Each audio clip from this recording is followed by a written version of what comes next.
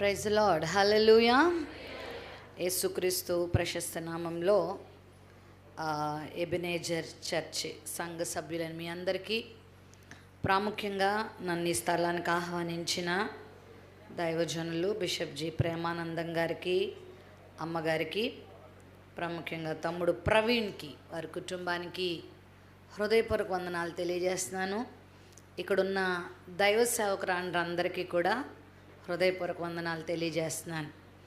ఎంతమంది సిద్ధంగా ఉన్నారు? దేనికి? వెళ్ళిపోవడానికా, వినడానికా? ఓకే. ఆకలేస్తుందా? వేయట్లేదా? వాక్యం కొరకు ఆకలి వేయట్లేదా? ఓకే, అది నేను అడిగింది. ఎందుకంటే ఇప్పుడు కరెక్ట్గా ఆకలేసే టైంలో ఉన్నాం. ఏం ఆకలి? కొంతమందికి 12 అయ్యేసరికి గంట మోగుతూ ఉంటుంది కదా. మరి ఈరోజు ఆ ఆకలి మర్చిపోదాం. ఏ ఆకలి? రోజు వేసే ఆకలి, శారీరక ఆకలి కొద్ది మర్చిపోయి ఆత్మీయ ఆకలితో ఉందాం. ఆశగల ప్రాణాన్ని దేవుడు ఏం చేస్తాడు? తృప్తిపరుస్తాడు. హల్లెలూయా. మనం నమ్ముకున్న దేవుడు జీవము గల దేవుడు. ఆయన జీవశవం కాదు కదా, జీవం లేనివాడు కాదు, ఫోటోల్లో ఉన్నవాడు కాదు, రాయి రప్పల్లో ఉన్నవాడు కాదు. మన దేవుడు జీవం కలిగిన దేవుడు. మరి చాలా ప్రయాసతో, చాలా ప్రార్థనతో బ్రదర్ ప్రవీణ్ గారు వారి తల్లిదండ్రులు మరి యొక్క స్త్రీల సదస్సును ఏర్పాటు చేశారు. దాన్ని బట్టి నేను ప్రభువుని ఎంతగానో స్తుతిస్తున్నాను. తమ్ముడు, ఇది లైవ్ ఏమైనా ఉందా? లైవ్ ఇస్తున్నారా? ఓకే, మంచిది. మరి దీని కొరకు ఎంతో ప్రయాసపడ్డారు నాకు తెలుసు. నా దగ్గర డేట్ తీసుకోవడానికి బ్రదర్ నేరుగా హైదరాబాదే వచ్చేసాడు ఆయన. ఆ తర్వాత అప్పటి నుంచి కూడా మరి మా ఊరికి మీరు రావాలక్క, మా ఊరికి రావాలక్క అని చాలా మరి ప్రాధేయపడుతూ మరి నన్ను ప్రాంతానికి తోడుకొచ్చారు. మరి ఇది దేవుని సంకల్పం, దేవుని కృప. మరి నేను ఎక్కువసేపు మిమ్మల్ని ఇబ్బంది పెట్టను, కానీ దేవుని వాక్యం వెల్లడగుట తోడనే వెలుగు కలుగుతుందంట. ఎంతమంది జీవితంలో వెలుగు కావాలి? సూర్యుని వెలుగు కాదు, నీతి సూర్యుని వెలుగు. హల్లెలూయా. దేవుని వెలుగు మనతో ఉంటే చీకటి శక్తులకు దారి ఉంటుందా? చీకటి శక్తులు మన మీద దాడి చేయగలవా? చేసినా గెలవగలవా? ఓడిపోతాయి. దేవుని శక్తితో మనం నింపబడతాం. మంచిది. దేవుని వాక్యంలోకి మనం వెళ్దాం. మీ బైబిల్ గ్రంథాలు తెచ్చుకున్నారా అందరూ? ఒక్కసారి చూపిస్తారా నాకు? మీరు పెట్టుకున్న బంగారు నగల కన్నా, మీరు కట్టుకున్న వెలగల వస్త్రాల కన్నా మీ చేతిలో ఉన్న ఈ దైవ గ్రంథం మీకు అందాన్ని, ఆశీర్వాదాన్ని ఇస్తుంది. ఆమెన్. హల్లెలూయా. నీవు పలికితే నాకు మేలయా. చూపించండి.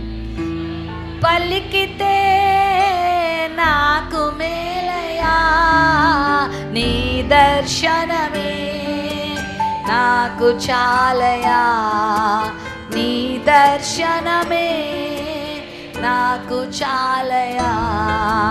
నాతో మాట్లాడు ప్రభువా, నీవే మాట్లాడుమయ్యా. నాతో మాట్లాడు ప్రభువా, నీవే మాట్లాడుమయ్యా. వాక్యమైన దేవా, మాతో మాట్లాడండి. ధైర్యపరచండి, బలపరచండి, హెచ్చరించండి, బాగు చేయండి, స్వస్థపరచండి, నిత్య జీవాన్ని అందించండి. యేసు నామమున అడుగుచున్నాం తండ్రి, ఆమేన్. మొదటి పేతురు పత్రిక 3వ అధ్యాయము. మొదటి పేతురు పత్రిక 3వ అధ్యాయంలో ఒక మాట ఈ ఉదయకాల సమయంలో మనం ధ్యానం చేసుకుందాం. మీరందరూ ఎంతో ఆశతో దేవుని సందుకు వచ్చారు. మరి దేవుడు మిమ్మల్ని నింపి ఈరోజు పంపడానికి ఇష్టపడుతూ ఉన్నాడు. మొదటి పేతురు పత్రిక 3వ అధ్యాయము 4వ వచనాన్ని చదువుకుందామా? 4వ వచనం అందరికి కలిసి చదువుదామా? బైబిల్ గ్రంథాలు ఉన్న వాళ్ళందరూ, చదవగలిగిన వాళ్ళందరూ కలిసి చదువుదాం. సాధువైనట్టు మృదువైనట్టునైనా గుణమను అక్షయ అలంకారము గల మీ హృదయపు అంతరంగ స్వభావము మీకు అలంకారముగా ఉండవలెను. అది దేవుని దృష్టికి మిగుల విలువగలది. చాలు. దేవుని దృష్టికి మిగుల విలువ గలది. పేతురు పత్రికలో 3వ అధ్యాయంలో స్త్రీల గురించి ప్రత్యేకంగా దైవజనుడు మాట్లాడుతూ చాలా అద్భుతమైన విషయాలు తెలియజేశారు. మనుషుల దృష్టికి విలువైనవి చాలా ఉంటాయి. కారులు, మేడలు, మిద్దెలు, లోక సంబంధమైన అలంకరణలు, పేరు ప్రఖ్యాతులు మనుషులకు చాలా విలువైనవిగా అనిపించవచ్చు. కానీ మనకు విలువగా కనబడేవి దేవుని దృష్టిలో విలువైనవి కావు. మన దృష్టిలో విలువ కానివి దేవుని దృష్టిలో కొన్నిసార్లు విలువగా కనబడవచ్చు కూడా. ఏది దేవుని దృష్టిలో విలువైంది అని మనం ఆలోచన చేస్తే అక్కడ ఏ స్త్రీ దేవుని దృష్టిలో విలువైందో పేతురు గారు చెప్పారు. ఒక మాట నన్ను అడుగుతా, మనుషుల దృష్టిలో విలువను కోరుకుందామా, దేవుని దృష్టిలో విలువను కోరుకుందామా? ఎవరు గొప్పవారు? మనుషులు ఏ పాటి వారు? లోకంలో బైబిల్ చెప్పింది, ఇంతలో కనబడి అంతలో మాయమయ్యే నీటి ఆవిరి వంటిది మానవ జీవితం. నువ్వు మనుషుల విలువను, మనుషుల గొప్పతనాన్ని కోరుకుంటే మన జీవితాలు కూడా అలా తృణప్రాయంగా అయిపోతాయి. కానీ ఎవరి దృష్టిలో విలువను సంపాదించుకోవాలంటే దేవుని దృష్టిలో విలువను సంపాదించుకోవాలి. 31 సామెతల గ్రంథం 30వ వచనంలో మీరందరూ కంటత పెట్టవలసిన ఒక వచనం ఉంది. అదేంటంటే, అందం మోసకరం, సౌందర్యం వ్యర్థం, యెహోవా యందు భయభక్తులు కలిగిన స్త్రీ కొనియాడబడును, ప్రశంసించబడును, హెచ్చించబడును, దీవించబడును. మన ఊర్లలో ఒక నానుడు ఉంటుంది, వడ్డించేవాడు మనవాడైతే బంతిలో ఎక్కడ కూర్చున్నా ప్రాబ్లం ఉండదు. ఎందుకంటే ఆ బకెట్లన్నీ మన దగ్గరికే వస్తాయి. మావోడురా అని చెప్పి మనం చివరిలో కూర్చున్నాం, మనకు ఒక మొక్క ఎక్స్ట్రా పడుతుంది. ఎందుకు? వడ్డించేవాడు ఎవరు? మనోడు. వడ్డించేవాడు మనవాడైతే ఆయన దృష్టిలో మనం విలువను పొందితే, సర్వ సృష్టికి ఆది సంభూతుడు ఆయనే, సర్వ శ్రీమంతుడు ఆయనే, సర్వాధికారి ఆయనే. ఆయన దృష్టిలో మనం పడితే ఈ లోకంలో మనకు కొదువేమన్నా ఉంటుందా చెప్పండి? మనుషులైతే వాళ్ళకున్న వాటితో ఎంతో కొంత నీకు మేలు చేస్తారేమో, కానీ దేవుడే నీవాడైతే, దేవుని దృష్టిలో నువ్వు విలువను పొందితే, నేను చెప్తున్నాను, ఈ లోకంలో ఆయనకే నువ్వు ముద్దు బిడ్డవైతే, ఆయనకే విలువైన బిడ్డగా నువ్వు మారితే ఈ లోకంలో నీకు అసాధ్యమైందంటూ ఏదీ లేదు. ఈ విలువ మనుషులిచ్చే విలువతో సమానం కాదు, అది సాటి కాదు. నీ జీవితం ఎంత ఆశీర్వాదకరంగా ఉంటుందో, నీ జీవితం ఎంత విలువైందిగా మారిపోతుందో, నీ జీవితము ద్వారా ఎన్ని లక్షల మంది దీవించబడతారంటే మాటల్లో కూడా నేను చెప్పలేను. ప్రియదేవుని బిడ్డలారా, అలాంటి స్త్రీలు బైబిల్లో చాలామంది ఉన్నారు. దేవుని దృష్టిలో విలువను పొందుకున్న స్త్రీలు మరి బైబిల్ గ్రంథంలో చాలామంది ఉన్నారు. లోకం దృష్టిలో విలువను పొందుకోవాలని కోరుకున్న స్త్రీలు త్రొక్కివేయబడి, అణిచివేయబడి, చేతకాని వారిగా మిగిలిపోయి శాపగ్రస్తులుగా కూడా మారిపోయారు. ఆ పేర్లన్నీ ఇప్పుడు చెప్పడం నాకు సమయం లేదు, కానీ దేవుని దృష్టిలో విలువను పొందుకున్న 2 స్త్రీలు మీ ముందు పెడతాను. ఒక ఆమె శారా కదా, ఆమె ఎవరి దృష్టిలో విలువను పొందుకుంది? దేవుని దృష్టిలో విలువను పొందుకుంది. ఆమె ఇంటిలోనే ఉంది, ఆమె బంధువురాలుగానే ఉంది. ఆమె పేరు బైబిల్లో లేదు, కానీ ఆమె భర్త పేరు ఉంది. లోతు భార్య ఎవరు విలువ కోరుకుంది? సొదొమ గొమొర్రా. అబ్బా ఎంత బాగుందో, నేను అక్కడికి వెళ్ళిపోయి ఒక ఎమ్మెల్యే పదవిని కొట్టేస్తే, మంచి పేరు సంపాదించేస్తే, మంచి మేడల మిద్దెలు సంపాదించేస్తే, మంచి అందగత్తిగా పేరుగాంచేస్తే, వావ్ నా జీవితం ఎంత బాగుంటుందో అనుకుంది బిడ్డ. పాపం వెళ్ళింది. చెప్పండి, 3 నాళ్ళ ముచ్చటగా జీవితం ఆవిరైపోయింది. సంపాదించుకున్నదంతా చెప్పండి, మరి లోకంలో ఏది గొప్పగా అనిపించిందో అదంతా అనతి కాలంలోనే అగ్గిపాలై బుగ్గిపాలై మాడి మసైపోయింది. ఆమె ఈ రోజుకి ఉప్పు స్తంభంగా మనందరికీ సాక్షార్థంగా మిగిలింది. కానీ దేవుని దృష్టిలో నేను విలువను పొందుకోవాలని గుడారపు చాటునే జీవించి దేవుని దృష్టిలో పడిన శారా ఈరోజు వేవేలకు తల్లిగా మారిపోయింది. హల్లెలూయా. సాధ్యం కాని అద్భుతం సాధ్యం చేసుకుంది. మృతతుల్యమైపోయిన గర్భం కూడా తెరవబడి ఆమె కడుపులో నుండి చెప్పండి ఎవరొచ్చాడు? ఇస్సాకు అనే గొప్ప దైవజనుడు ఆమె గర్భం నుండి దేవుడు ఇచ్చాడు. ఈ రోజుకి శారా ద్వారా ప్రపంచంలో ఉన్న ప్రతి జనాభా కూడా ఆశీర్వదించబడే స్త్రీగా దేవుడు. ఈరోజు నా ప్రశ్న, తాటిపర్తిలో ఉన్న ఈ ఎబెనేజర్ చర్చిలో ఉన్న స్త్రీలమైన మనమందరము ఆశీర్వదించబడిన స్త్రీలుగా ఉందామా, లోతు భార్యలాగా శపించబడి పోగొట్టుకొని విలువను పొందుకోకుండా మరి జీవితాన్ని నీరుగార్చుకొని మరి ఆ జీవితాన్ని ఎందుకో పనికి రాకుండా మార్చుకున్న లోతు భార్యలాగా ఉందామా? ఈరోజు మా ప్రశ్న ఏంటంటే, ఆశీర్వదించబడే స్త్రీగా ఉంటావా, శాపగ్రస్తమైన స్త్రీగా ఉంటావా? అబ్బా, ఆశ అయితే ఉంది, వెరీ గుడ్. ఆశ ఉంది కదా, దేవుడు తీరుస్తాడు. హల్లెలూయా. నేను నా కుటుంబానికి ఆశీర్వాదకరంగా ఉండాలి, ఆమేన్ చెప్పండి. నేను నా గ్రామానికి ఆశీర్వాదకరంగా ఉండాలి, నేను నా సంఘానికి ఆశీర్వాదకరంగా ఉండాలి, నా సంతానానికి ఆశీర్వాదకరంగా ఉండాలి. సాధారణంగా స్త్రీల గురించి ఒక మాట చెప్తారు, ఇంటికి దీపం, మీకు బాగా తెలిసే సామెతలు. ఇంటికి ఏంటి దీపం? ట్యూబ్లైట్లు కాదు, ఎల్ఈడి ల్యాంపులు కాదు. ఏంటి దీపం? మనమే, స్త్రీలే, ఇల్లాలే ఇంటికి దీపం. కానీ విచారకరమైన విషయం ఏంటి తెలుసా? ఇంటికి వెలుగిచ్చి ఇంటిలో ఉన్న చీకటిని తొలగించి ఇంటిని ఆనందపరిచి సంతోషపరిచి సౌభాగ్యంగా సౌభిక్షంగా కుటుంబాన్ని నడుపుకోవలసిన స్త్రీలు ఈరోజు ఇంటికి దయ్యాలుగా మారుతున్నారు. ఇంటికి దీపాలుగా కాదు, ఎలాగా? దయ్యం. తల్లి దయ్యం, పిల్ల దయ్యం, కోడల దయ్యం, అత్త దయ్యం, ఇంకా రకరకాల పేర్లు పెట్టచ్చు. అలా మారి కుటుంబాన్ని సర్వనాశనం చేయట్లేదా? ఎన్ని కుటుంబాలు, నేను స్త్రీగా చాలా అతిశయపడతా ఉంటాను. స్త్రీగా జన్మింప చేసినందుకు మనము చాలా విలువైన వారం. హల్లెలూయా. అసలు మరి లోకంలో స్త్రీలకు అంత ప్రాధాన్యత ఇవ్వలేదేమో. మన అమ్మమ్మలు నానమ్మలు ఇంకా వాళ్ళ నానమ్మలు అమ్మమ్మల కాలంలోకి వెళ్తే స్త్రీలంటే ఏంటంటే వంటింటి కుందేళ్ళు. ఎక్కడ ఉండాలి నువ్వు? వండి, బయటికి రావద్దు. మీ పని ఏంటి తెలుసా? గిన్నెలు కడుక్కోవడం, ఇంటి పని చేయడం, ఆ తర్వాత పిల్లల్ని కండం పెంచడం, అంతే. ఎక్కువ మాట్లాడుతున్నావేంటి? మాట్లాడడానికి హక్కు ఉండేది కాదు, వీళ్ళు చదువుకోవడానికి వీలుండేది కాదు. చెప్పండి, ఒక యంత్రంలాగా స్త్రీ జీవితం ఉండేది. ఇంట్లో ఎవరికైనా మగపిల్లడు పుట్టాడు అనుకోండి, ఏమంటారు? అబ్బా, మగపిల్లడు పుట్టాడండి, స్వీట్ తినండి అని అందరికీ పంచుతారు. అదే ఆడపిల్ల పుట్టింది అనుకోండి, ఆడపిల్ల అని ఏం చేస్తారు? పెదవి విరుస్తారు. ఆడపిల్లలకి అంత విలువ లేదు. ఎందుకు? ఆడపిల్ల అంటే ఆడపిల్ల, వెళ్ళిపోయే దాని మీద ఎందుకు? ఇంకా కొన్ని కుటుంబాలు ఇప్పటికీ వివక్ష పోలేదు తెలుసా? వాళ్ళని ఎక్కువ చదివించరు. మగపిల్లని చదివించినట్టుగా ఆడపిల్లని చదివి ఎంత చదివించినా ఒక ఇంటికి పంపేయాలి కదా అన్నట్టుగా ఆడపిల్లని విలువ ఇవ్వరు.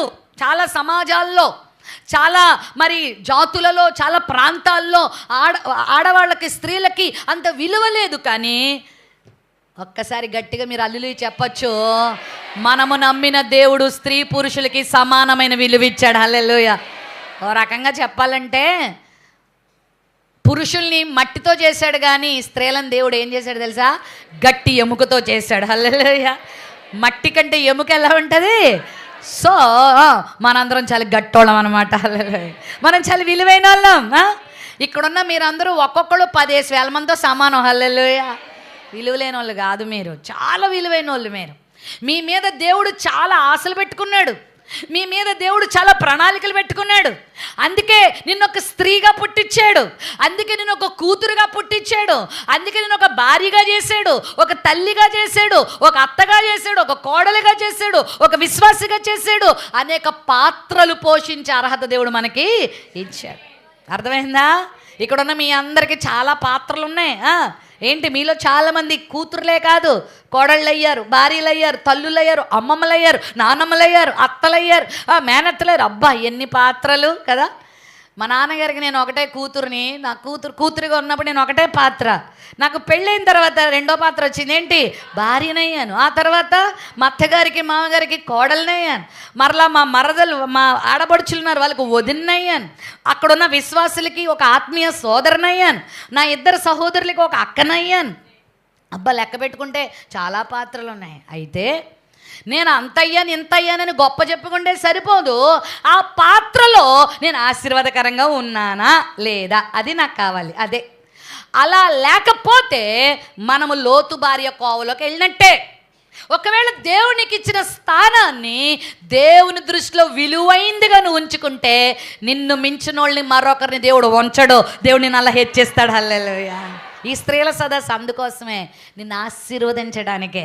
నీ స్థితి ఏదైనా, నీ గత ఏదైనా, నీకు చదువు లేకపోయినా పర్వాలే, నీకు అంత ఎత్తు లేకపోయినా పర్వాలే, నీకు అందం లేకపోయినా పర్వాలే, దేవుని దృష్టికి విలువను సంపాదించుకో చాలు, నీ జీవితం ఆశీర్వాదకరంగా మారిపోద్ది. హల్లెలూయా.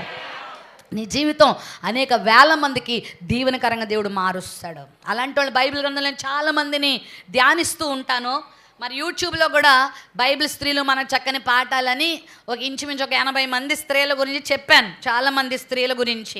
వీలైతే చూడండి. తర్వాత దేవుని మరి బిడ్డలుగా మనం విలువను పొందుకోవాలి, దేవుని దృష్టిలో విలువైన వారిగా ఉండాలి. కానీ విలువైన బిడ్డగా మనల్ని దేవుడు చేయగా మన విలువను మనం పోగొట్టుకోకూడదు. ఇంటికి దీపాలుగా ఉండాలి కానీ దయ్యాలుగా ఉండకూడదు. మన ప్రవర్తన, మన మాదిరి జీవితం, మన విశ్వాస జీవితం అనేకుల్ని ప్రోత్సహించాలి, భర్తను ప్రోత్సహించాలి, పిల్లల్ని ప్రోత్సహించాలి, సంఘాన్ని ప్రోత్సహించాలి. కానీ మనల్ని బట్టి చెప్పండి అవమానం రాకూడదు. లోతు కుటుంబం ఎవరిని బట్టి పాడైందో నేను చెప్పనా? మీరు కూడా చెప్పేయగలరు. ఎవరిని బట్టి పాడైంది? లోతు భార్యను బట్టే. లోతు భార్యను బట్టే కుమార్తెలు పాడారు. తల్లి సరిగా ఉంటే బిడ్డలు సరిగా ఉంటారు ఆటోమేటిక్గా. తల్లి సరైనటువంటి పునాది వేయకపోతే బిడ్డలకి నిలబడే స్థానం ఎక్కడుంటుంది? అవునా? నేను ఇప్పుడు బైబిల్ ఇక్కడ పెట్టుకోవడానికి నా ముందు ఏం పెట్టారు? ఒక టేబుల్ పెట్టారు, కానీ బైబిల్ పెట్టాను. మన రాబోయే తరాలకి, ముందటి తరాల వాళ్ళు ఇలాంటి టేబుల్ వేయకపోతే, మాదిరి పెట్టకపోతే వాళ్ళు ఎలా నిలబడగలరు? నిలబడలేరు. అక్కడికి పడిపోతారు వారి జీవితాలు. దేవుని బిడ్డలారా జాగ్రత్తగా వినండి. దేవుడు నిన్ను ఊరకనే లోకానికి తేలేదు. చెప్పాను కదా, నీ మీద దేవుడికి చాలా ఆశలు ఉన్నాయి. నిన్ను చాలా ఉన్నతమైన స్థితిలో పెట్టాలని దేవుని ఆశ, కోరిక. అయితే ఆ కోరిక మేరకు నువ్వు జీవించాలంటే ఇంటికి దీపం ఇల్లాలైతే ఇల్లాలకి దీపం దేవుని వాక్యం. హల్లెలూయా.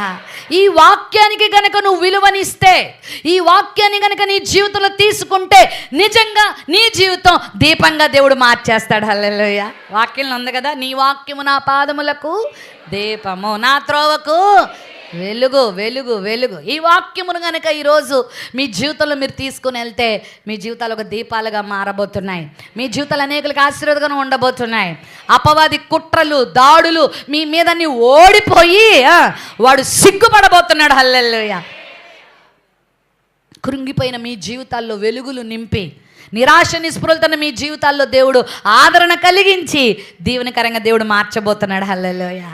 అయితే అక్కడ అది దేవుని దృష్టికి మిగుల విలువ గలది అన్నాడు కదా. దేవుని దృష్టికి మిగుల విలువ కలిగిన స్త్రీలు ఎవరు అన్నది అక్కడే ఉన్నారు. 4 స్త్రీలను మీకు చూపిస్తా. ఈరోజు ఆ 4 వర్గాలు, ఆ 4 గుణాలు నీలోకి వస్తే నువ్వు కూడా దేవుని దృష్టిలో విలువైన దానిగా మారిపోతావు. హల్లెలూయా. ఏంటి దేవుని దృష్టిలో విలువైన స్త్రీలుగా ఉండడం అంటే, ఆ 1 పేతురు పత్రిక 3వ అధ్యాయము 5వ వచనం కనుక చదివితే అక్కడ ఉన్నారు చూడండి. అటువలే పూర్వము దేవుని ఆశ్రయించిన పరిశుద్ధ స్త్రీలు. చాలు పరిశుద్ధ స్త్రీలు.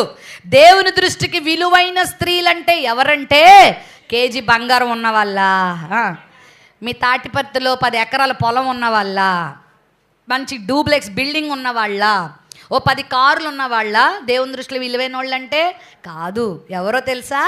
పరిశుద్ధమైన వారు. హల్లెలూయా. పరిశుద్ధత. స్త్రీ అనే ప్రతి ఒక్కరికి ఉండవలసిన క్వాలిటీ, లక్షణం ఏంటంటే పరిశుద్ధత. నీకు బంగారం లేకపోయినా బాధపడక, నీకు వెళ్ళగల వస్త్రాలు లేకపోయినా బాధపడకు, నీకు వెనకాల పెద్ద బ్యాక్గ్రౌండ్ లేకపోయినా బాధపడకు, ఆస్తులు పాస్తులు లేకపోయినా నువ్వేం ఫీల్ అవ్వక్కర్లేదు. కానీ నువ్వు పరిశుద్ధంగా బ్రతుకు, నీ జీవితాన్ని దేవుడు విలువైందిగా మారుస్తాడు. హల్లెలూయా. పరిశుద్ధత.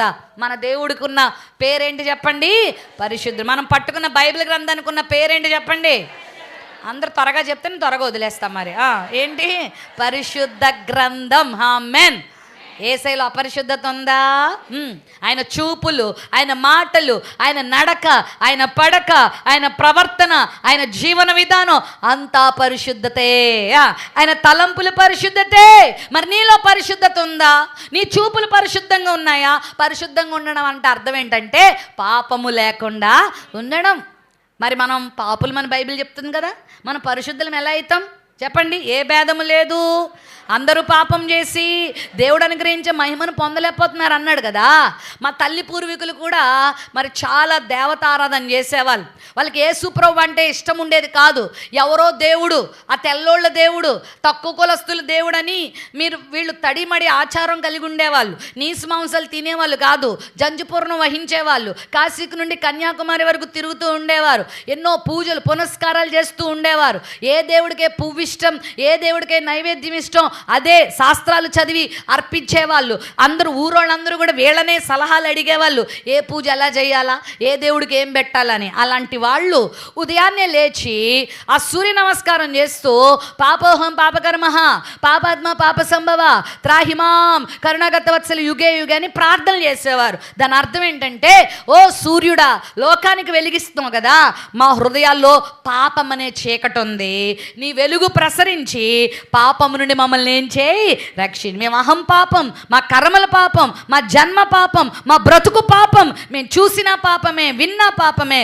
ఈ పాపం వల్ల మా జీవితాలు బాగుండట్లేదు, ఈ పాపం వల్ల మేము నిత్య నరకానికి వెళ్తున్నాం, మమ్మల్ని కరుణించవా అని వాళ్ళు ప్రార్థనలు చేసేవారు.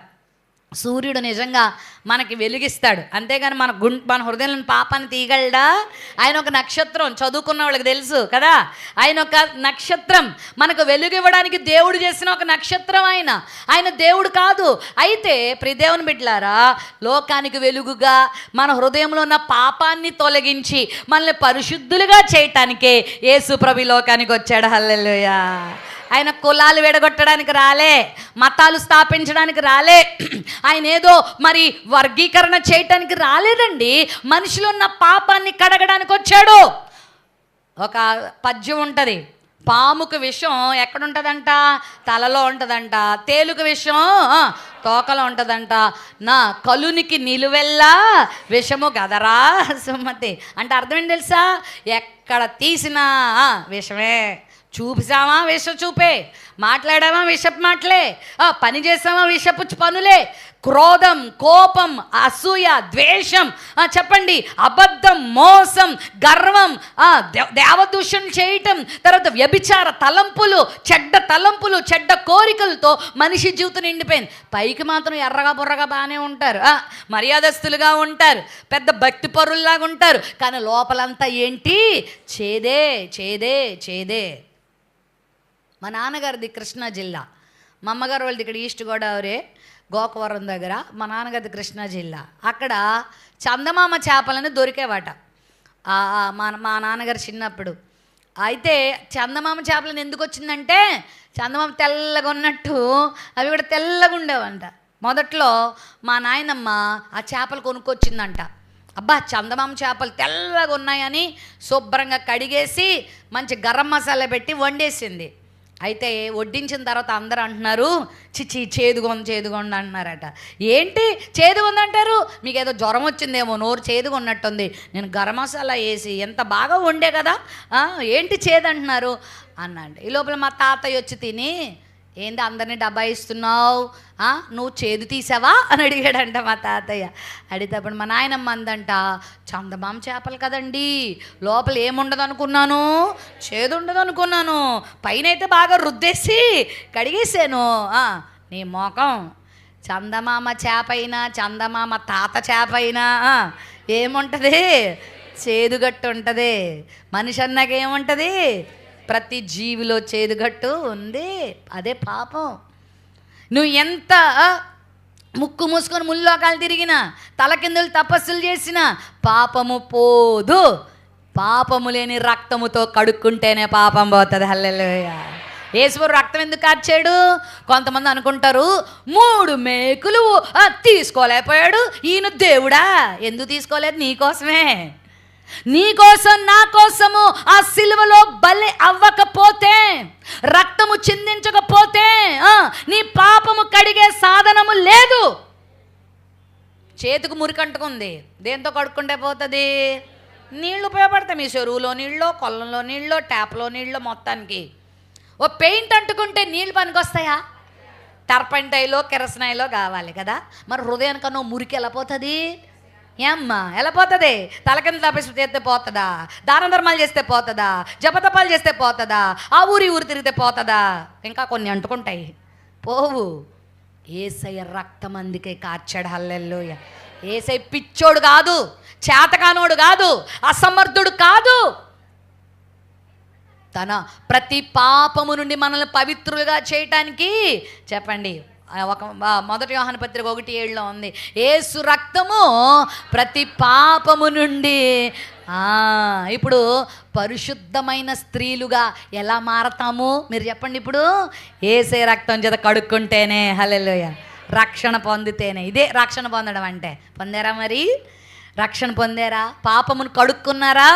మీ వస్త్రములు కడుక్కున్నారా? యేసయ్య రక్షణ పొందడం అంటే అర్థం ఏంటి? మతంలో చేరిపోవడం కాదు.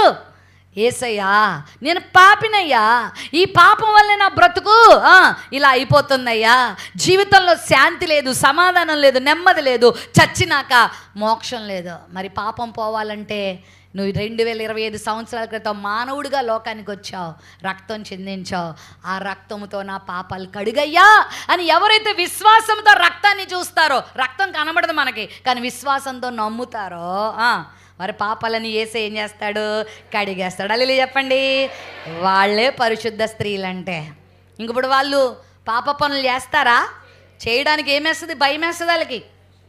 చూపులు పరిశుద్ధంగా ఉంచుకుంటారు. ఈ దేహం ఎవరిచ్చారు చెప్పండి మనకి? ఇది ఎవరి ఆలయము?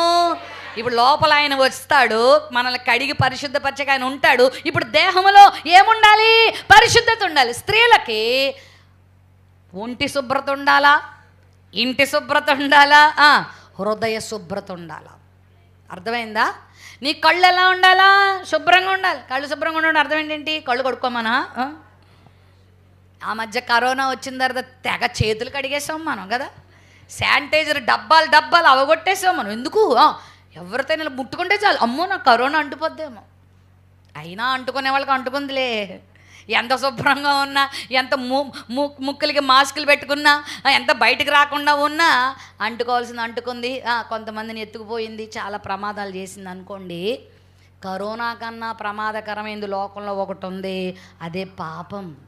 అది అంటకుండా జాగ్రత్త పడాలి స్త్రీలారా, తాటిపర్తి స్త్రీలారా, కాకినాడ, పిఠాపురం, ఈస్ట్ గోదావరిలో ఉన్న స్త్రీలందరూ గమనించాల్సింది ఏంటంటే పరిశుద్ధతను కాపాడుకోవాలి. ఏసైతో రక్తంతో కడగబడ్డం మంచిదే. ఏసై రాకడ వరకు మనం ఏం కాపాడుకోవాలా? వెండి బంగారాలు కాదు కాపాడుకునేది, ఇత్తడి సామాన్లు కాదు కాపాడుకునేది, పట్టు బట్టలు కాదు కాపాడుకునేది. ఏం కాపాడుకోవాలి? పరిశుద్ధత కాపాడు. నీ కళ్ళు ఎలా ఉండాలా? కళ్ళు లేని కబోదులు చాలామంది ఉన్నారు. యేసయ్య నాకు 2 కళ్ళు ఇచ్చావు, ఈ కళ్ళతో నేను పనికిమాలినవి చూడకూడదు. హల్లెలూయా. అదే పరిశుద్ధత అంటే. కంటి ముందు ఏదొత్తా చూసేయడమే.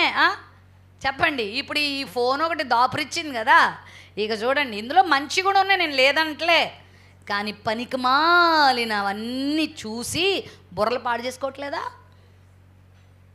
బైబిల్ చెప్తుంది, నీ దేహమునకు దీపం కన్ను. నీ కన్ను పవిత్రంగా ఉంటే దేహం అంతా ఎలా ఉంటుంది? అపవిత్రమైన చూడొచ్చా దేవుని బిడ్డలు? ఆదివారం హల్లెలూయా స్తోత్రం దేవా అంటారు, మా సోమవారం నుండి శనివారం వరకు సీరియల్ పేర్లు నోటి నిండా. ఏంటమ్మా చూస్తున్నారా ఇక్కడ? నేను ఒక ఊరెళ్ళా, ఇప్పుడు కాదు, ఒక 5-6 సంవత్సరాల క్రితం. మరీ పిలుచుకున్నారు నన్ను. సరే, ఊరికి వచ్చిన తర్వాత నన్ను కూర్చోబెట్టి అంటున్నారు, అమ్మగారు అండి 1 గంట సేపు మీరు వెయిట్ చేయాలండి. ఏంటి బ్రదర్ ఇంత దూరం తీసుకొచ్చా, నేను త్వరగా వెళ్ళాలి అని అంటే, అమ్మగారు మా ఊరి స్త్రీలందరూ 1 గంటకు ఒక సీరియల్ వస్తుందండి, అది చూస్తేనే కానీ బయటికి రారండి. అమ్మ ముందే చెప్పబోయా బాబు, 2 గంటలకు వచ్చేదాన్నే కదా.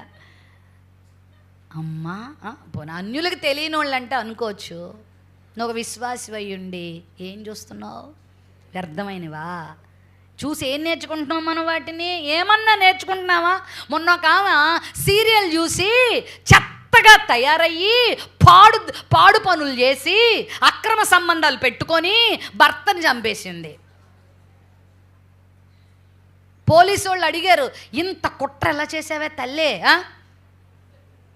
ప్రియుడి మీద యాసిడ్ పోసేసి పాప ఆడి జీవితాన్ని నాశనం చేసింది. భర్తని ఇద్దరు కలిసి చంపేసి ఎక్కడో పడేశారు. అందరినీ మెప్పించడానికి ప్రియుడి మీద యాసిడ్ పోస్తే అది ఎంత పొద్దాం అనుకుంది, కానీ ఎంత మొత్తం ఎక్కువ పడిపోయింది. అది మొత్తం కలిపాడు. ఆయన హాస్పిటల్లో పెట్టింది. అందరికీ ఏం చెప్తుందంటే, మా ఆయన హాస్పిటల్లో ఉన్నాడని అందరినీ మబ్బి పెట్టడానికి చూసింది. కానీ సొంత తల్లికి తెలీదా? ఇంటి వారికి తెలీదా? కొడుకు ఎవరో, తమ్ముడు ఎవరో, అన్న ఎవరో గుర్తుపట్టేశారు. ఇదేదో తేడాగా ఉందండి అన్నారు. పోలీసులు కంప్లైంట్ వెళ్ళింది. పోలీసులు ఇంటరాగేషన్ చేస్తే తెలిసిన విషయం ఏంటంటే ఇది కథ.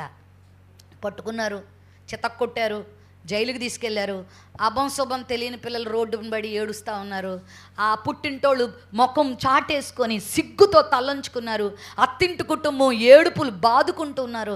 ఒక స్త్రీ యొక్క జీవితం ఎన్ని కుటుంబాలకి దుఃఖాన్ని కలిగించిందో తెలుసా?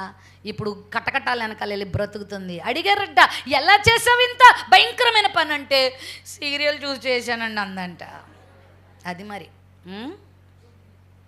ఇంట్లో వాళ్ళు బాధపడుతుంటే కన్నీరు రాదు ఈ అక్కకే, సీరియల్లో ఆవిడ ఏడుతుంటే ఏడుసేస్తా ఉంటుంది.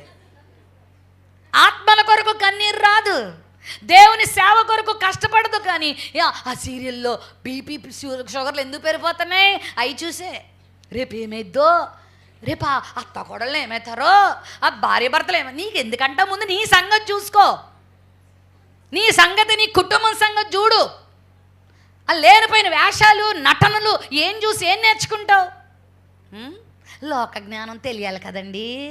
అవి చూస్తే తెలుస్తుందా నీకు? ఇంటి పక్క వాళ్ళని చూసి వాళ్ళని మేలు చేయి, కష్టంలో ఉన్న వాళ్ళని ఆదుకో, ఇబ్బందుల్లో ఉన్న వాళ్ళని పరామర్శించు, అప్పుడు తెలుస్తుంది నీకు.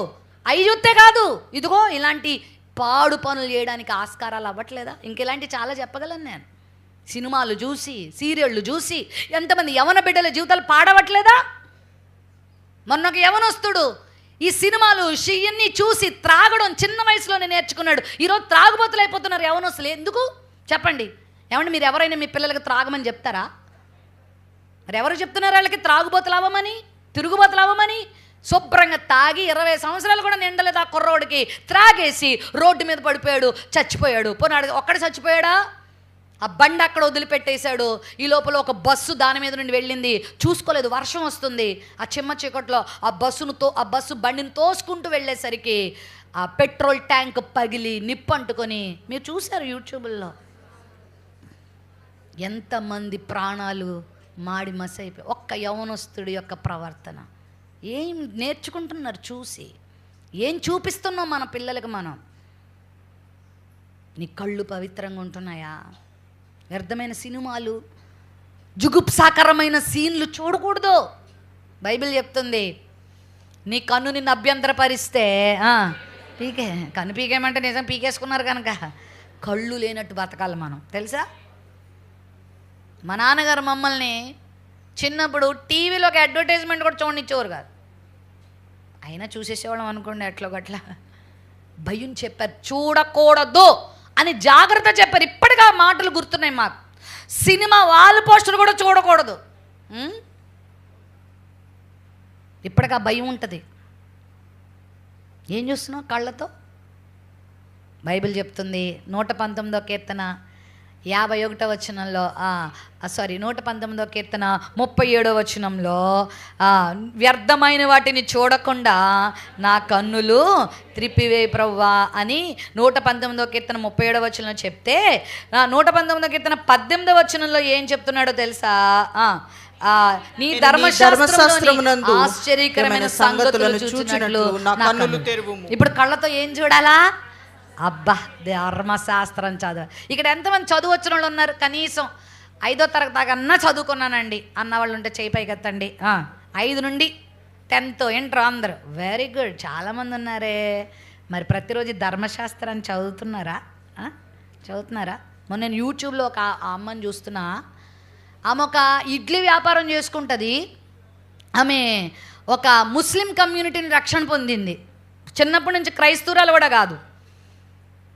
రక్షణ పొందిన తర్వాత ఆమె బైబిల్లో సామెతల గ్రంథం అంతా కంటతా పెట్టేసింది. మీరు చూడండి, కావాలంటే యూట్యూబ్లో కొట్టండి. సామెతల గ్రంథం అంతా అప్పగించేస్తుంది. పుస్తకం చూడకుండా, బైబిల్ చూడకుండా. మీకు ఎన్ని సామెతలు వచ్చి బైబిల్లో? ఓ 10 సామెతలు చెప్పగలరా? ప్రార్థన అయిపోతే నన్ను కలుసుకోండి, చెప్తే మీకు బహుమానం ఇస్తా. సామెతలు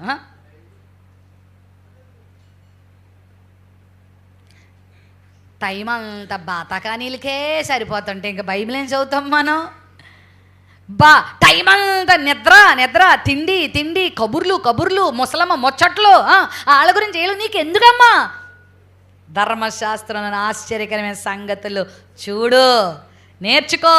నాకు చదువు రాదండి అంటావా? నీ బిడ్డలను మీ కోడలను కూర్చోబెట్టి చదివించి నువ్వు కూడా నేర్చుకో. హల్లెలూయా. ఇది చదువు. కళ్ళతో శ్రేష్టమైన పని, వ్యర్థమైన చూడొద్దు. నీ జీవితాన్ని నాశనం చేస్తాయి, నీ బ్రతుకు నీ హృదయాన్ని పాడు చేస్తాయి. దేవుడు అందమైన చెవులు ఇచ్చాడు. ఏం వినాలి? చెవులు పవిత్రంగా ఉండాలి, చెవులు పరిశుద్ధంగా ఉండాలి. 1 పేతురు 1:14 ప్రభు ఏం చెప్పాడు తెలుసా? నేను పరిశుద్ధుణ్ణు గనుక మీరు కూడా పరిశుద్ధంగా ఉండాలా. దేవుని నమ్ముకోవడం అంటే ఏదో బైబిల్ పట్టుకుని వచ్చేయడం కాదు. యేసుప్రభుని నమ్ముకోవడం అంటే ఏదో 10 రూపాయలు కానుకేసేయడం కాదు. యేసుప్రభుని నమ్ముకోవడం అంటే మన కొబ్బరికాయల్లో 2 కొబ్బరికాయలు తెచ్చి ఇచ్చేయడం కాదు. పరిశుద్ధత. ఇలాంటి స్త్రీలు దేవునికి చాలా ఇష్టం. హల్లెలూయా. ఇలాంటి స్త్రీలనే దేవుడు వాడుకుంటాడు, ఇలాంటి స్త్రీలనే దేవుడు హెచ్చించేస్తాడు. హల్లెలూయా. నీ చెవుల్లో ఏం వినాలా? దురద చెవులు కలిగిన వారై ఉన్నారన్నాడు వాక్యంలో. అపవిత్రములైనవి నీ చెవుల్లో పడకూడదు. ఎవరో అక్కొత్తది, నువ్వు ఏదో ప్రార్థన చేసుకోవడానికి బైబిల్ చదవడం కూర్చుంటావు, మొదలెడుతుంది. ఇంకా నీకు తెలుసా ఆ సుశీల సంగతి తెలుసా? ఆ సుగుణ సంగతి తెలుసా? తెలుసుకుని ఏం చేస్తావు? వ్యర్థమైన మాటలు చెవులో వద్దు. ఆ రోజు అవ్వ పాడైపోవడానికి కారణం మీరు చెప్పండి. ఎవరి మాట విన్నది? దేవుని మాట విన్నంత వరకు బాగానే ఉంది. ఆ రోజు సర్పం వచ్చి ఇది నిజమా అంది, అంతే పడిపోయింది జీవితం. పడిపోయింది అంతే బురదగుంట్లో. ఎవరి మాటలు వింటున్నావు? నీ చెవులు శ్రేష్టమైన సంగతులు వినాలి. సంగములతో ఆత్మ చెప్పుచున్న మాట చెవి. భలే చెప్తున్నారు మీరు వాక్యాలు, వెరీ గుడ్, నాకు నచ్చారు మీరు. సంగములతో ఆత్మ మాట్లాడుతున్నాడు, నువ్వు వినాలా. వినగల మనసు నీకు ఉండాలి. అందమైన నోరిచ్చాడు దేవుడు నీకు. ఎంతమంది బదిరులు ఉన్నారో తెలుసా ప్రపంచంలో? మాటలు రావాళ్ళకి దేవుడు నీకు మాట్లాడే కృప ఇచ్చాడు. ఏం మాట్లాడాలి? నోటితో చెప్పాలి. చాలా ఉన్నాయి, అన్నీ చెప్పే సమయం నాకు లేదు. కానీ ఇచ్చకపు మాటలు మాట్లాడకూడదు, అబద్ధాలు మాట్లాడకూడదు, పోకిరి మాటలు మాట్లాడకూడదు, సరసోక్తులు మాట్లాడకూడదు, బూతులు మాట్లాడకూడదు. కొంతమంది నోరు తెరిస్తే అన్ని ఏంటి భయంకరమైన మాటలు, కత్తిపోటు లాంటి మాటలు మాట్లాడుతున్నామా? మన మాటలు ఎలా ఉండాలి తెలుసా? మృదువైనగా ఉండాలి. 15:1 సామెతలు. మృదువైన మాట కోపమును చల్లార్చు, నొప్పించు మాట మర్యాదగా మాట్లాడాలి. చిన్నవాళ్ళు పెద్దోళ్ళని ఎలాగ మాట్లాడాలా? మర్యాదగా మాట్లాడాలి, ప్రేమగా మాట్లాడాలి. ఒక భార్య వాళ్ళ భర్తని ఒరే అని పిలుస్తుందంట. ఏమ్మా భార్యలారా, మీ భర్తలతో ఎలా మాట్లాడాలి? గౌరవిస్తున్నావా? ఏంటమ్మా మరి అంత బొత్తుగా అలా పిలుస్తున్నామని మీలాంటి వాళ్ళు అడిగితే ముద్దు పేర్లే నీకెందుకు అందంట. అది ముద్దు పేరా? ఏమ్మా భార్యలారా మీ భర్తలకి ఏమై ఉండాలా? అలా పిలవచ్చా? భర్తలతో ఎలా మాట్లాడాలా? ఊరోళ్ళందరితో బాగానే మాట్లాడతారు, భర్త దగ్గరకు వచ్చేసరికి మాట సరిగా ఉండదు, అందుకే దెబ్బలు తింటారు, అందుకే ఇబ్బందులు పడతారు. దేవుని బిడ్డలారా, మాట అత్తగారితో ఎలా మాట్లాడాలి? నయోమి వాళ్ళ కోడలతో ఏమని మాట్లాడుతుంది చెప్పండి? నయోమి కోడలైన రూతుని ఎలా పిలిచిందో చెప్పనా? వసే కోడలా అందా? కుమారి. ఇంగ్లీష్ బైబిల్లో మై డాటర్. ప్రేమ. ఎంత మాటలోనే మంత్రం, మాటే మంత్రం అంట. నోరు మంచిదైతే, మీరే చెప్పేస్తున్నారు ప్రసంగం అంతా, వెరీ గుడ్. నోరు మంచిదైతే కాదా? నిజం కాదా? కొన్నిసార్లు మన బతుకులు ఎందుకు పాడైతున్నాయంటే నోరు మంచిగా లేకే. ఏదో ఒకటి సణుగుడు, ఏదో ఒకటి గొణుగుడు, ఏదో ఒక మాట. కొంతమంది అంటారు ఈమె నాలుక కాదండి తాటి తొట్ట అంటే అదేనంటారు తాటి పట్టే తాటి పట్టే ఎలా ఉంటుంది? టేకు చెక్కలాగా ఉండదు, నూనూపుగా ఉండదు. ఎలా ఉంటుంది? ఈసులు ఉంటుంది. పట్టుకుంటే ఏమైపోతుంది? కొంతమంది నాలుక అంతే, నోట్లో అంత నోరు తెరిచారంటే గుచ్చుకుని బాధించేవే. నో, ఏసై నోరు తెరిస్తే చెప్పండి కనికరముతో మాట్లాడేవాడంట. హల్లెలూయా. వ్యభిచారంతో పట్టబడిన స్త్రీ రాగానే అందరూ ఛీ ఇది ఇలాంటిది ఇది అలాంటిది అని అంటుంటే ప్రభు ఆమెను ఏమని పిలిచాడు తెలుసా? అమ్మా. అసలు ఆ మాటకే నిలువున కూలిపోయింది ఆ మనిషి. ప్రభువుకు తన జీవితాన్ని అర్పించింది. అవునా కాదా? ఏందని మాటలు ఎలా ఉన్నాయి? మృదువైన మాట. అబద్ధాలు మాట్లాడచ్చా? కొంతమంది ఆ స్త్రీలు మంచినీళ్ళు తాగినట్టు మాట్లాడేస్తారు అబద్ధాలు. అందరితో అబద్ధాలేనా? అననీయ సప్పీరాలు ఎవరితో అబద్ధం ఆడారు? దైవజనుడితో అబద్ధం ఆడి ఏం పొందారు? ఉన్నది కోల్పోయారు. ఆస్తి అనుభవించారా? ప్రాణం కూడా కోల్పోయారు. గెహాజీ ఎక్కడికి వెళ్ళావు? ఎక్కడికి వెళ్ళలే, ఇక్కడే ఉన్నా అన్నాడు. అబద్ధం వలన కుష్ఠరోగాన్ని తెచ్చుకుని. అబద్ధం ఆడకూడదు. మన దేవునికి ఒక పేరుంది, నేనే మార్గం నేనే సత్యం. గట్టిగా వెళ్ళి చెప్పండి. నీ నోట్లో సత్యమే ఉండాలా. సత్యం ఎప్పటికైనా విజయం ఇస్తుంది, అబద్ధం ఇవ్వదు. అబద్ధం తాత్కాలికంగా నిన్ను ఏదోటి కాపాడినట్టు చేస్తుందేమో, కానీ సత్యము నిన్ను ఎప్పటికైనా విజయవంతురాలుగా నిలబెడుతుంది. సత్యమే చెప్పు. అందుకే మామూలుగా కూడా ఒక కొటేషన్ చెప్తారు, సత్యమేవా జయితే. సత్యమే జయిస్తుంది. బైబిల్ కూడా ఉంది, సత్యం మిమ్మల్ని స్వతంత్రులుగా. అబద్ధాలు చెప్పకండి. యవనస్తులు ఉన్నారు ఇక్కడ. ఎక్కడికి వెళ్ళావు అమ్మాయి? ఎక్కడికి వెళ్తాను, ఎక్కడికి వెళ్ళలేదు. వెళ్ళింది పక్కింటికి ఎక్కడికో, ఏదో చేసింది చేయకూడంది. కొంతమంది భార్యలు ఉంటారు, అమ్మో భర్త జేబులో డబ్బులు తీసేసి, ఎవరు తీసి నేనెందుకు తెస్తాను నీ డబ్బులు తీసేసి దేనికో దానికి పెట్టేసి, సంవత్సరానికి ఒకసారి పుట్టింటికి వెళ్ళిపోయి ఆ డబ్బులన్నీ పట్టుపోయి బంగారం ఏదో చేయించుకొచ్చి, మా అమ్మ చూసావా ఎలా చేపించిందో, నీ ముఖం నీతో ఉన్నాను కానీ ఎప్పుడు ఏమీ చేయించలేదని మళ్ళీ భర్తను ఏం చేస్తుంది? దెప్పుతూ ఉంటుంది. తప్పు కదా, మోసం కదా, అది అబద్ధం కదా. అబద్ధాలు మాట్లాడకూడదు, సత్యం చెప్పాలా. ఇచ్చకపు మాటలు మాట్లాడకూడదు, కల్పనా కథలు మాట్లాడకూడదు, లేని వార్తలు మాట్లాడకూడదు. మీకు విషయం చెప్పనా, మనం చేసే పనులన్నీ లెక్కలోకి వస్తాయి. మనం మాట్లాడే మాటలు కూడా విమర్శిద్దాము. దేవునికి ఏం చెప్పాలా? నువ్వు మాట్లాడి మర్చిపోతావు, కానీ ఆ మాటలు ప్రభు దగ్గరికి వెళ్ళిపోతాయి. అందుకే మాటలు చాలా జాగ్రత్తగా మాట్లాడాలి, నోరు చాలా జాగ్రత్తగా ఉండాలి, ఏది పడితే అది మాట్లాడకూడదు. తర్వాత మన పిల్లల్ని మనం శపించకూడదు. నోటితో ఏం చేయకూడదు? నోటి నుండి శాపాలు పలకకూడదు. నీ నోరు ఎప్పుడు ఆశీర్వాదాన్ని పలుకునుగాక. హల్లెలూయా. ప్రతికూల పరిస్థితులు ఎదురైనా సరే నీ నోటిలో ఏ మాటలు రావాలా? అనుకూల వచనమే మాట్లాడమన్నాడు ఎఫెసీ పత్రికలో. మీ నోట అనుకూల వచనమే ఉండాలి, కానీ మాట్లాడొద్దు అన్నాడు కొన్ని మాటలు. థామస్ ఆల్వా ఎడిసన్ అని ఒక చిన్న అబ్బాయి అమెరికా దేశంలో ఉన్నాడు. మతిమరుపోడు, మొద్దు, చదువు వచ్చేది కాదు, టీచర్లు కొట్టిన పాఠాలు వచ్చేవి కాదు. ఒకరోజు ఆ పిల్లగాడిని స్కూల్లో నుండి బయటికి పంపేసి ఓ పెద్ద లెటర్ రాసి వాళ్ళ టీచరు మీ అమ్మకెవరా అని పంపేసింది. ఏంటి ఆ లెటర్ అంటే, నీ కొడుకు చచ్చు దద్దమ్మ, ఎందుకో పనికిరాడు, తీసుకెళ్ళి ఏదో పనిలో పడేసుకుంటావో ఏం చేసుకుంటావో చేసుకో, నీ కొడుకు మేము పాఠం చెప్పాం, నీ కొడుకు ఎందుకు పనికిరాడని రాసింది. టీచర్లు అలా చెప్పచ్చా? సరే, ఈరోజు టీచర్లు ఎలా తయారవుతున్నారు? అందరూ కాదులే, కొంతమంది. ఇదివరకు టీచర్స్ అంటే తల్లి తర్వాత తల్లి కదా, అంత లాలన పాలన ఉండేది. సరే, ఇంటికి వచ్చిన తర్వాత అమ్మ నన్ను స్కూల్ నుండి పంపేశారమ్మా, ఇదిగో మా టీచర్ ఒక ఉత్తరం ఇచ్చిందమ్మా అని ఇచ్చిందంట. ఇస్తే ఆ ఉత్తరం తీసుకున్నప్పుడు చదివితే అదే మనమైతేనా పిల్లోని 4 కర్రలు తీసుకొని, రేపు చచ్చినోడా, నీ వల్ల నా పరువు అంత పోతుందిరా, పనికిమాలినోడా, నా కడుపును పుట్టావేంట్రా అని వాడిని అన్ని మాటలని వాడిని ఇంకా చంపేస్తామేమో మనం. కానీ ఆ తల్లి, థామస్ గారి తల్లి ఏం చేసింది తెలుసా? ఆ లెటర్ అదే పట్టుకొని ప్రభు పాదాల దగ్గర తీసుకొచ్చిందంట. అమ్మ మా టీచర్ ఏం రాసిందమ్మా అని అంటే తల్లి ఏం చెప్పింది తెలుసా?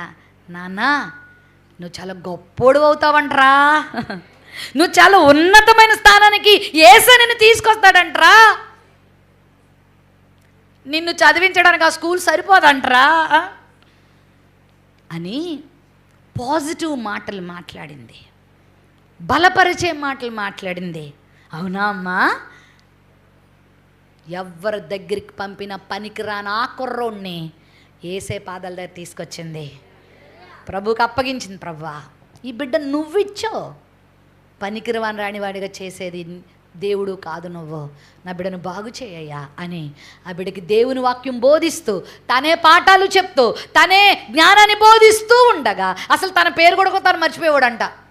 ఎక్కడికైనా వెళ్ళి నీ పేరు చెప్పరా అంటే మా అమ్మని అడుగొస్తానండి అనేవాడంట. అంత మతిమరుపోడు.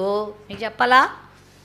ఈరోజు ప్రపంచంలో బల్బు కనిపెట్టే శాస్త్రవేత్తగా దేవుడు అతన్ని చేశాడు. హల్లెలూయా.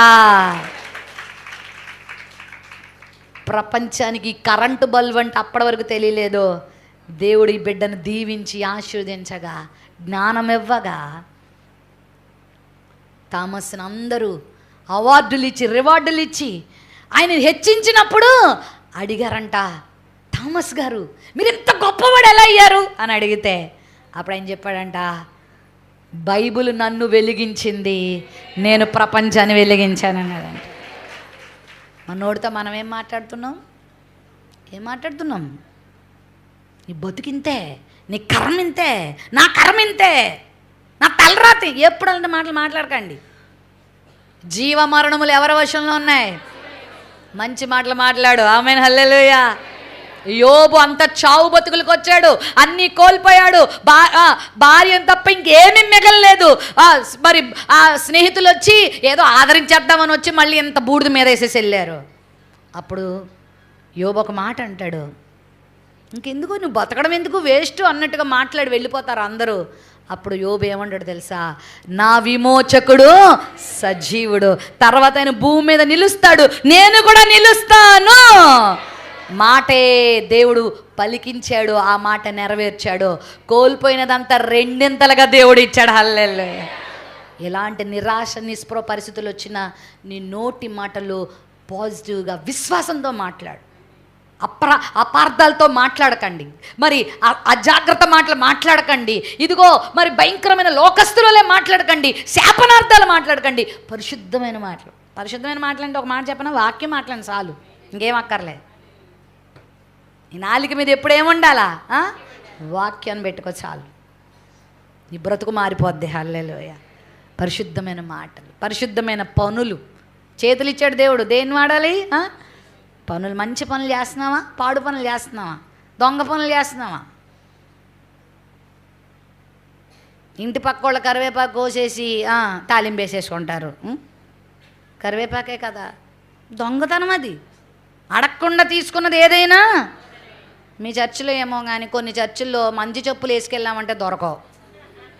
ఎందుకు? కొంతమంది మందిరానికి వాక్యం వినడానికి వస్తారు, కొంతమంది మందిరానికి భోజనం పెడితే తిందామని వస్తారు, కొంతమంది చెప్పులు ఎత్తుకుపోవడానికి వస్తారు. అలాంటి పనులు చేయకూడదు. పొరపాటున దొరికారనుకో, ఏంటమ్మా నా చెప్పులు వేసుకెళ్ళి, నీకేముంటాయా, మాకు ఉండవా?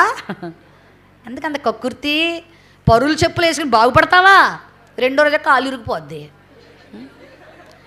100 రూపాయల చెప్పులు కక్కుర్తి పడ్డావు, 50,000 ఖర్చు పెట్టి ఆపరేషన్ చేయించుకోవాలి. ఎందుకు వచ్చింది? ఎందుకు పాడు పనులు మనకి?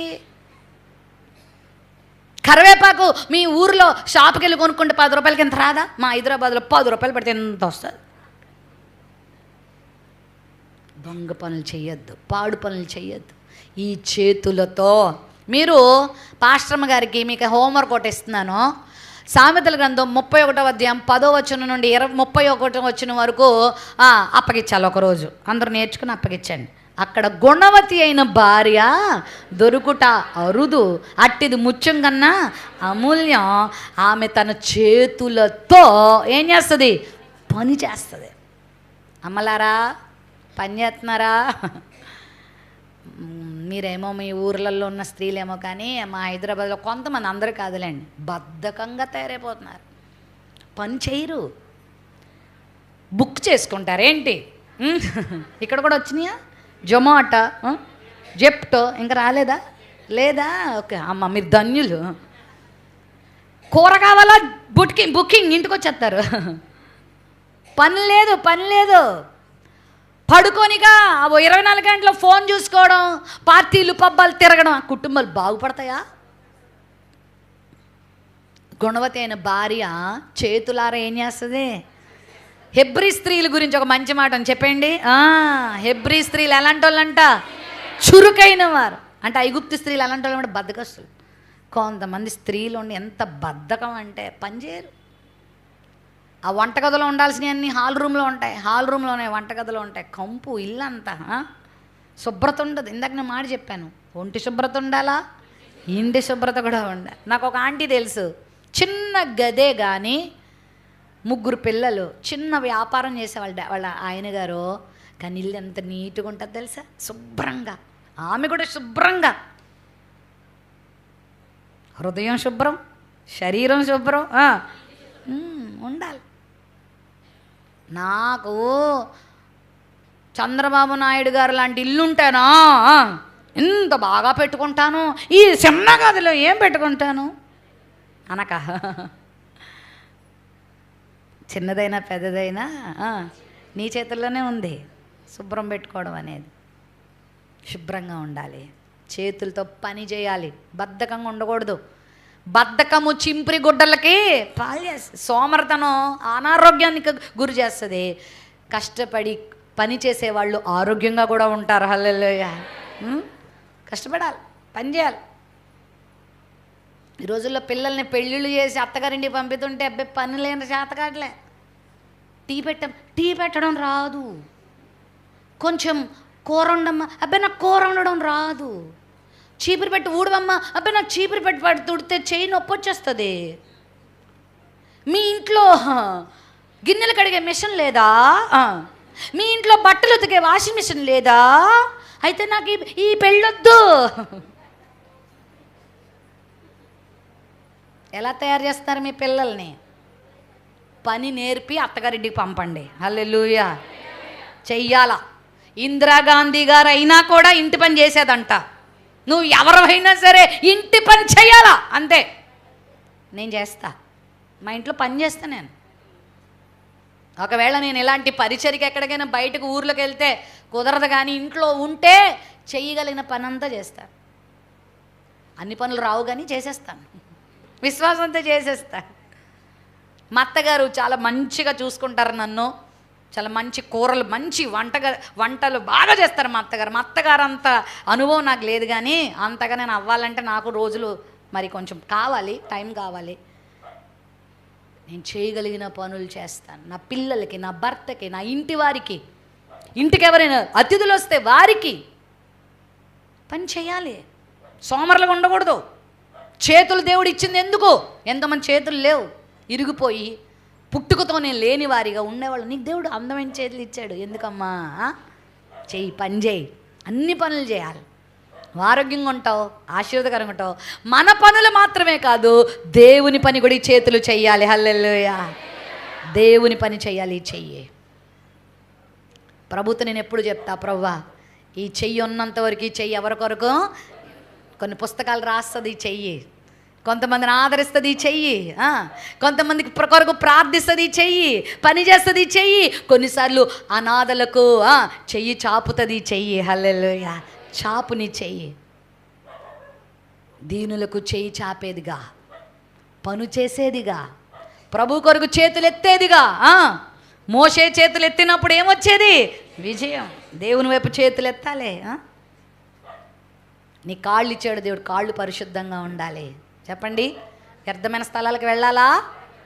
దేవుని సన్నిధిలో నిలవాలి నీ పాదాలు. ఆమెన్. హల్లెలూయా. ఇప్పుడు మీ పాదాలన్నీ ఎవరి దగ్గర ఉన్నాయి? ఇప్పుడు యెరూషలేమా, నీ గుమ్మములో నివసించేవారు, అడుగుపెట్టేవారు ధన్యులు. నీ సన్నిధిలో ఒక్క దినము గడుపుట, భక్తిహీనుల గుడారపు ద్వారముల యొద్ద ఉండడం కంటే దేవుని మందిర ద్వారంలో ఉండడం నాకు ఇష్టం. సువార్త ప్రకటించే వారి పాదములు పర్వతములు సుందరములు. హల్లెలూయా. తైక్కమని వెళ్ళిపోతారు అంతే. ప్రతి ఫంక్షన్కి ప్రార్థన పెడితే ప్రార్థన మొన్నే కదా పెట్టారు, మళ్ళీనా? ఆటో ఏమన్నా పంపిస్తున్నారా? భోజనాలు ఏమైనా ఉన్నాయా? స్పీకర్ ఎవరు, ఎక్కడి నుంచి వస్తున్నారు? వివరాలు కావాలి. ఏమ్మా ముక్కు మొహం తెలియని వేలు విడిసిన మేనమామ కూతురు, వాళ్ళ తోటి కోడలు, వాళ్ళ చెల్లి, వాళ్ళ కొడుకు, వాళ్ళ కూతురు తుమ్మిందంట, వెళ్ళిపోతావు చూడ్డానికి. ప్రార్థనకు వస్తున్నాయా నీ కాళ్ళు నొప్పులండి. మా సంఘంలో ఒక అమ్మమ్మ ఉండేది. మా అమ్మగారికి ఆవిడని ప్రభువులో నడపడం ఎంత కష్టమైందో మొత్తాన్ని నడిపించింది, వచ్చింది. ప్రార్థనకు రమ్మంటే అయ్య బాబాయ్ కాళ్ళు నొప్పులు అనేది. ఓసారి ఎలక్షన్లు వచ్చాయి.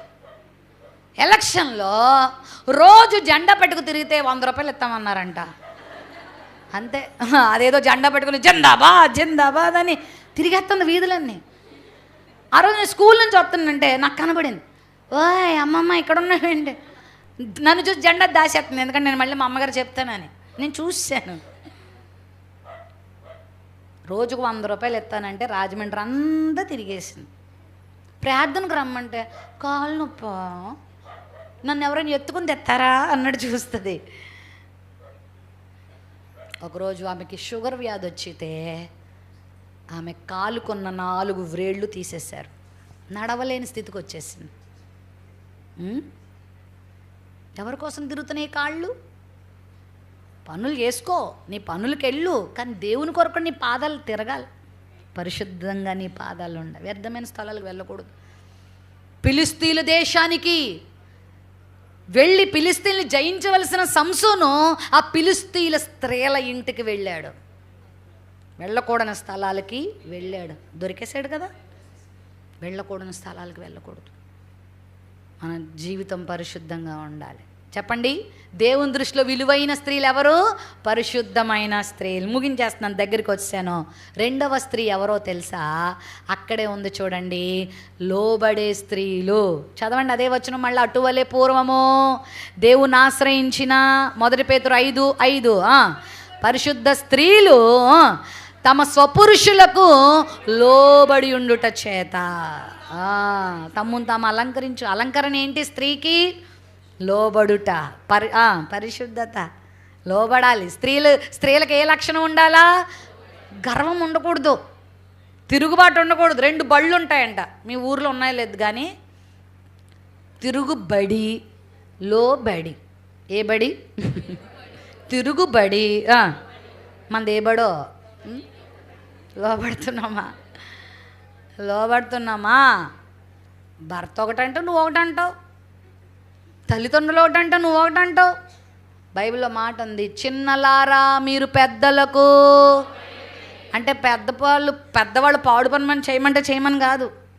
భర్త సినిమాకి వెళ్దాం వచ్చేవే అంటే వెళ్ళిపోవడం కాదు. ప్రతి మంచి పనికి నీ భర్తకు నువ్వేమవ్వాలా? లోబడాలి. లోబడుతున్నావా? గుణవతైన భార్య దొరుకుట అరుదు అని చదవబోయి ఒక అన్న గుణవతైన భార్య దొరుకుట అదురు అని చదివాడంట. కొంతమంది భార్యలు భర్తలను అదర్రగొట్టేస్తూ ఉంటారు. అమ్మో దండం, ఇంటికి త్వరగా రా, వెళ్ళను బాబోయ్, నాకు పెద్ద గొడవ. అందుకే ఆఫీస్ అయిపోయినా కూడా అక్కడ తిరిగి ఇక్కడ తిరిగి లేట్గా ఇంటికి వస్తారు. ఎందుకు? ఏదో గొడవ, గందరగోళం. స్త్రీలారా మీ పురుషులకు ఏమై ఉండాలా? లోబడి ఉండాలా. పెద్దలకు లోబడాలా, దైవజనులకు లోబడాలా, దేవునికి లోబడాలా, పరిశుద్ధాత్మకు లోబడాలంతే. ఇంకా నో క్వశ్చన్, యక్షప్రశ్నలు అయ్యొద్దిగా, లోబడంతే. వాక్యంలో ఒక మాట ఉంది, ఇశ్రాయేలు నా మాట వింటే నీకు ఎంత మేలు. దేవునికి లోబడితే ఎంత మేలు. ఇస్సాకు వాళ్ళ నాన్న మోరియా కొండకు రమ్మన్నాడు. ఏమన్నాడు? ఇప్పుడా? నా బోల్డ్ పనులు ఉన్నాయి, క్రికెట్ మ్యాచ్ ఉంది, నా ఫ్రెండ్స్తో మంచి పార్టీ ఉంది అన్నాడా? బయలుదేరాడు. ఓకే, అక్కడ వరకు వచ్చాక కట్టెలు నువ్వు మొయ్యాలరా అన్నాడు. అప్పటి వరకు అల్లారు ముద్దుగా చూసుకున్నాడు. కట్టెన అసలు ఏ పని లేదు. మరి పుట్టాడు కదా అబ్రం గారికి. అసలు నొప్పి తెలియకుండా పెంచుతున్న వాడికి ఇప్పుడు మోయించాల్సిన సమయం వచ్చింది. నాన్న ఆ కట్టెల మోపు నువ్వు మొయ్యాలరా. అదేంటి డాడీ, మన ఇంట్లో ఇన్ని వేల మంది పనోళ్ళు ఉంటే నన్ను పోయమంటున్నావు అన్నాడా? పోనీ ఏమైనా కుక్క పిల్లని ఎత్తుకోమంటే ఎత్తుకుంటా, మరేదైనా వస్తువు పట్టుకోమంటే కట్టెలా, నా ప్రెస్టీజ్ ఎంత పోతుంది? ఏం చేశాడు చెప్పండి? మోసాడు. సరే పైకి వెళ్ళారు. కొండెక్కడం అంటే ఏమైనా చక్కని నేషనల్ హైవేయా? ఎంత కష్టపడాలి. వెళ్ళాడు, అది ఎక్కాడు. సరే వాళ్ళ నాన్నతో పాటు కట్టెలు పేర్చాడు. ఓకే, అక్కడ వరకు ఓకే. ఇప్పుడు క్వశ్చన్ వచ్చింది, నాన్న బలి అర్పించడానికి వచ్చాం కదా మనం, మరి కట్టెలు తెచ్చో, నిప్పు తెచ్చో, కత్తి తెచ్చో, అసలైంది లేదు డాడీ. అదే ఏంటది? గొర్రెపిల్ల. ఏది డాడీ అంటే గుండె పగిలిపోతుంది. ఎవరికి? లోపల దుఃఖము నీరైపోతుంది. పైకి మాట్లాడట్లేదు. కానీ ఎవరికి లోబడాలి నేను? తండ్రి దేవునికి లోబడుతుంటే కొడుకు కూడా దేవునికి లోబడుతున్నాడు. హల్లెలూయా. అబ్బా, వాట్ ఏ ఫ్యామిలీ! ఎంత అద్భుతమైన కుటుంబం అది. అప్పుడు ఒక మాట అంటాడు విశ్వాసంతో. ఇందాక నేను చెప్పాను మాటల యొక్క మంత్రం చెప్పాను. ఏంటి? యెహోవా ఈరే. అంతేగాని ఒరే నువ్వేరా అని పట్టుకుని ఏడ్చేసాడా? ఏడ్చేసి ఉంటేనా ఒక తోపు అబ్రహామును అలా తోసేసి ఇస్సాకు ఇలా కిందకి పరిగెత్తుకొచ్చేవాడే. యెహోవా ఈరే. అంత విశ్వాసం అంటే అబ్రహాంకి. లోబడ్డం నా పని, నాకేమి నష్టం చేయడు నా దేవుడు. నా జీవితంలో ఏది చేసినా నా దేవుడు నాకు మంచే చేస్తాడు. హల్లెలూయా. ఆ విశ్వాసం ఉంది కాబట్టే. ఏమంటే దేవుడు శాడిస్టా? నిన్ను ఒక పని చేయమంటే నిన్నేదో మింగేయడానికా, నిన్నేదో నష్టపరచడానికా? కాదు. ఇందాక అమ్మగారు సాక్ష్యం చెప్పారు. అంత గొప్ప మంచి సేవకురాలికి ఆ కష్టం ఎందుకు అనుమతించాడంటే ఆ విధంగా బాధపడే స్త్రీలందరికీ ఆమె ద్వారా ఓదార్పునివ్వడానికే, ఆమె ద్వారా ఇంకా అనేక గొప్ప కార్యాలు అనేకుల పక్షంగా చేయడానికే. ఇంత గొప్ప రోగమును స్వస్థపరిచిన దేవుడు నీ రోగాన్ని కూడా స్వస్థపరుస్తాడని అనేకుల ముందు సాక్షిగా నిలబడానికే ఆ రోగం వచ్చింది, కానీ తను మింగడానికి కాదు అది. ఆమెను. హల్లెలూయా. నీ జీవితంలో ఏ కష్టాన్ని దేవుడు అనుమతించినా సణగొద్దు, గొణగొద్దు, వెనకకు తిరగద్దు. నా దేవునికి ఏదో ప్రణాళిక ఉంది. లోబడాలంతే. ఎప్పుడైతే యెహోవా ఈరే అన్నాడో, అన్న వెంటనే అన్నాడు, నాన్న నువ్వు పడుకోవా అన్నాడు. ఇప్పుడు ఎవడైనా ఆ పని చేయగలడా చెప్పండి? ఎంత మంచోడైనా, ఎంత లోబడేవాడు. అదేంట్రా నానా, ఎంత ఇలాంటోడు అనుకోలేదా? అయ్యా బాబో, నన్ను పడుకోమంటున్నావా? నువ్వు అసలు తండ్రివేనా? నువ్వు అసలు తండ్రివేనా? ఇంత కసాయోడువా? దేవుడికే బలి కావాలనుకుంటే ఎలాగో నువ్వు ముసలోడు అయిపోయావు, నువ్వు పడుకో, నేనెందుకు పడుకుంటాను, నిన్ను చంపేసి వెళ్ళిపోతాను అంటారేమో నేటి కొడుకులైతే. ఇస్సాకు ఏం చేశాడు చెప్పలా? మారు మాట్లాడకుండా పడుకున్నాడు. కత్తెత్తేదాకా నోరు తెరవలేదు. కత్తెత్తి కింద పడిపోతున్న టైంలో పరలోకపు చెయ్యి ఆపేసింది ఆ కత్తె. హల్లెలూయా. ఆ చిన్నవాని మీద నీ చెయ్యి వేకో. ఇందు నిమిత్తం నాకెంత భయపడుతున్నావో నాకు అర్థమైంది. హల్లెలూయా. ఎంత భయపడుతున్నావో, ఎంత లోబడుతావా. బైబిల్లో ఇలాంటివి చదివేసి వావ్ అనుకొని వెళ్ళిపోవడం కాదు, నీ జీవితంలో కూడా అప్లై చేయి. లోబడుతున్నావా? నీ దైవజనులకు లోబడుతున్నావా? దేవుని ఆత్మకు లోబడుతున్నావా? 1972 సంవత్సరంలో మా తల్లిదండ్రులు రక్షణ పొందిన తర్వాత మా డాడీ 1979లో వివాహం చేసుకున్నారు. వివాహం కూడా దేవుని చిత్త ప్రకారంగా దేవుడు చూపించినట్లుగా చేసుకున్నాక మా డాడీతో ప్రభు మాట్లాడుతున్నాడు. అప్పటికి మా నాన్నగారు టెలికమ్యూనికేషన్లో ఉద్యోగం చేస్తున్నారు. నీ ఉద్యోగం విడిచిపెట్టి నా సేవ చేయి. ప్రభు, ఇంత మంచి ఉద్యోగం ఎలా వదలాలా? 2 దశంభాగాలు ఇస్తా కానీ ఈ మంచి ఉద్యోగం వదలలేను ప్రభు. నీ దశంభాగం కాదు నాకు కావాల్సింది, నువ్వే కావాలి. అన్నీ వదిలిపెట్టి, అందరినీ వదిలిపెట్టి రాజమండ్రిలో ఒక్క సూట్ కేసులో ఒక్క జత బట్టలతో మా నాన్నగారు అడుగుపెట్టారు. ప్రియులారా, దేవునికి లోబడ్డారు. ప్రియులారా, ప్రారంభంలో మా నాన్నగారిని ఎంతోమంది దూషించారు. ఎంతోమంది బంధువులు అన్నారు, నీ అంత దరిద్రగొట్టోడు మరొకడు ఉండడు అన్నారు. 3 పిల్లలం పుట్టాము. నేను, సహోదరులు జాన్ వెస్లీ గారు, పాలెం నగర్ పుట్టాము. ఈ దేవుని నమ్ముకొని ఈ దేవుడి మాటకు లోబడి అన్నీ వదులుకొని సేవ అనుకుని వచ్చాడు. ఏం బాగుపడతాడో వీడు అని వాళ్ళ అన్నలందరూ సినిమా ఇండస్ట్రీలో ఉన్నారు చెన్నైలో. అప్పటికి ఇప్పుడు లేరు, చచ్చిపోయారు మొత్తం అంతా.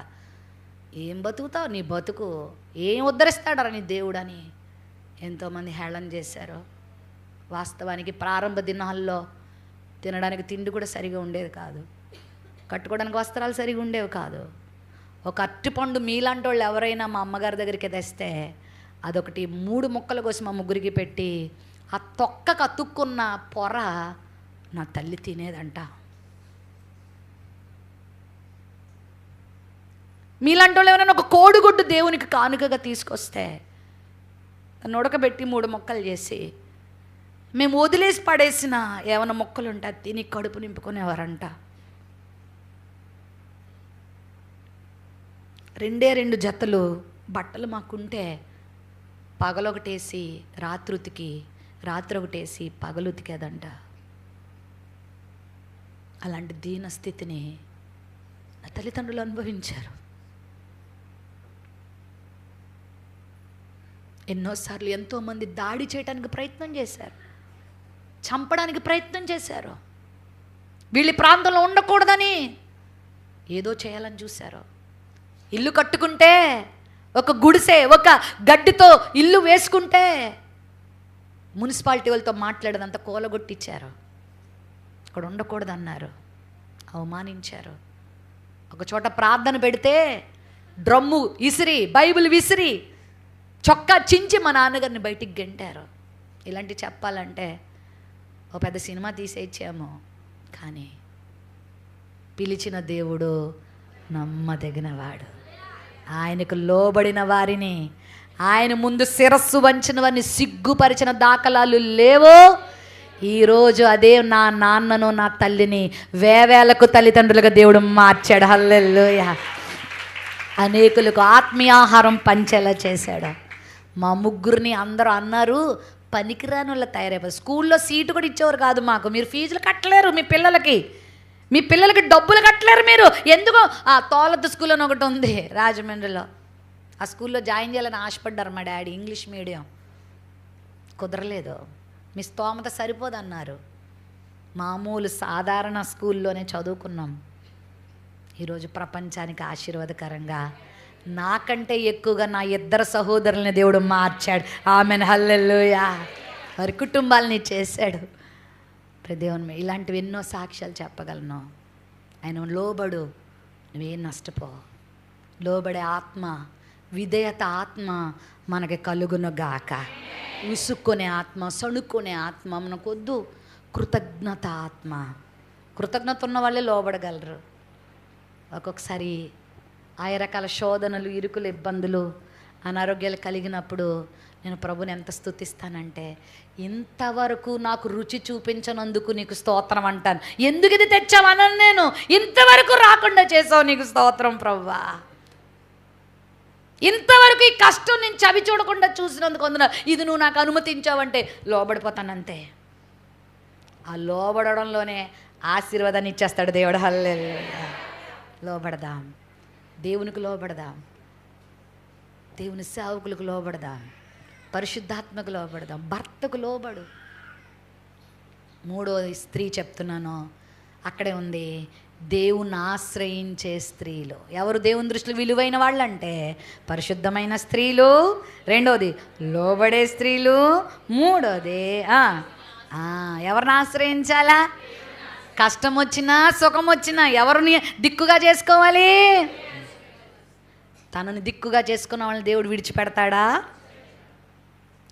తల్లి ఆయనే, తండ్రి ఆయనే, తల్లి ఆయనే, తండ్రి ఆయనే, లాలించును నిన్ను పాలించును, లాలించును నిన్ను పాలించును. ఎవరు నిన్ను చేయి విడచినా యేసు చేయి విడువడు.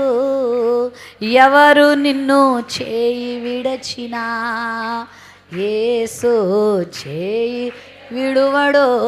విడుస్తాడా? నువ్వైనా ఆశ్రయించి చూడు, నిన్ను ఆయన ఎలా నిలబెట్టుకుంటాడో నీకు తెలిసిపోద్ది. హల్లెలూయా. ఎన్నోసార్లు దావీదుని సౌలు చంపాలని వచ్చాడు, కీడు చేయాలని వచ్చాడు అసూయతో. సౌలే అంతకంతకు నేరసిల్లి చచ్చిపోయాడు. కానీ దావీదుకి ఏ హానైనా జరిగిందా? దేవుడు దావీదును కాపాడుతూ వచ్చాడు. హల్లెలూయా. నువ్వు ఆయన ఆశ్రయిస్తే వ్యాధుల నుండి నిన్ను కాపాడుతాడు, సమస్యల నుంచి కాపాడుతాడు, నీ విరోధుల నుండి నిన్ను కాపాడుతాడు. ఇందాక బ్రదర్ రాగానే కొన్ని మాటలు చెప్పాడు నాకు. కొంతమంది కావాలని మమ్మల్ని బాధ పెట్టేలా చేస్తున్నా. ఏం పర్వాలేదు, మనం ఆయన ఆశ్రయించుదామంతే. దేవుడు ఎవరికి ఎలా బుద్ధి చెప్పాలో నీకు తెలుసు. హల్లెలూయా. నిన్ను ఎలా కాపాడాలో నీకు తెలుసు, నిన్ను ఎలా నడిపించాలో నీకు తెలుసు. అందుకే నువ్వు ఎవరిని ఆశ్రయించాలా? పుట్టింటోళ్ళని, పక్కింటోళ్ళని, అత్తింటోళ్ళని, పొరిగింటోళ్ళని ఆశ్రయిస్తావు. ఎవరిని ఆశ్రయించాలా? బైబిల్లో భక్తులందరూ ఎవరిని ఆశ్రయించారు? శారా ఎవరిని ఆశ్రయించింది? 90 సంవత్సరాలు వచ్చేసింది, పిల్లలు పుడతారని ప్రభు చెప్పాడు. మరి లోకం అందరూ ఏమంటున్నారు? నీ ముఖం కానీ దేవుడు చెప్పింది నిజమవుతుందా? అదిగో అక్కడ హాస్పిటల్ ఉంది, వెళ్ళు. అక్కడ తాయితులు కడుతున్నారు, వెళ్ళు. అక్కడేదో చేస్తున్నారు, వెళ్ళు. అటెళ్ళు, ఇటెళ్ళు, అటెళ్ళు అని ఎన్నో మాటలు చెప్పుండ్రా. కానీ శారా ఎవరిని ఆశ్రయించింది? మృతతుల్యమైపోయిన శారా గర్భమును తెరిచిన దేవుడు నీ గర్భమును కూడా తెరవగలడు. హల్లెలూయా. నీ కుటుంబంలో కార్యాలు చెయ్యగలడు. జీవం లేని నీ జీవితంలో జీవాన్ని ఇవ్వగలడు. సమస్యలతో నిండిపోయిన నీ జీవితంలో సమస్యల నుంచి విడుదల ఇవ్వగలడు. ఏమైనా చేయగలడు. హల్లెలూయా.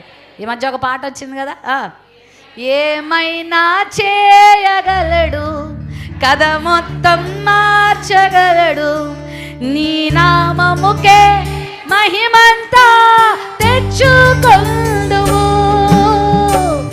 ఏమైనా చేయగలవు, కథ మొత్తం మార్చగలవు, నీ నామముకే మహిమంతా. యేసయ్యా, యేసయ్యా, నీకే సాధ్యము.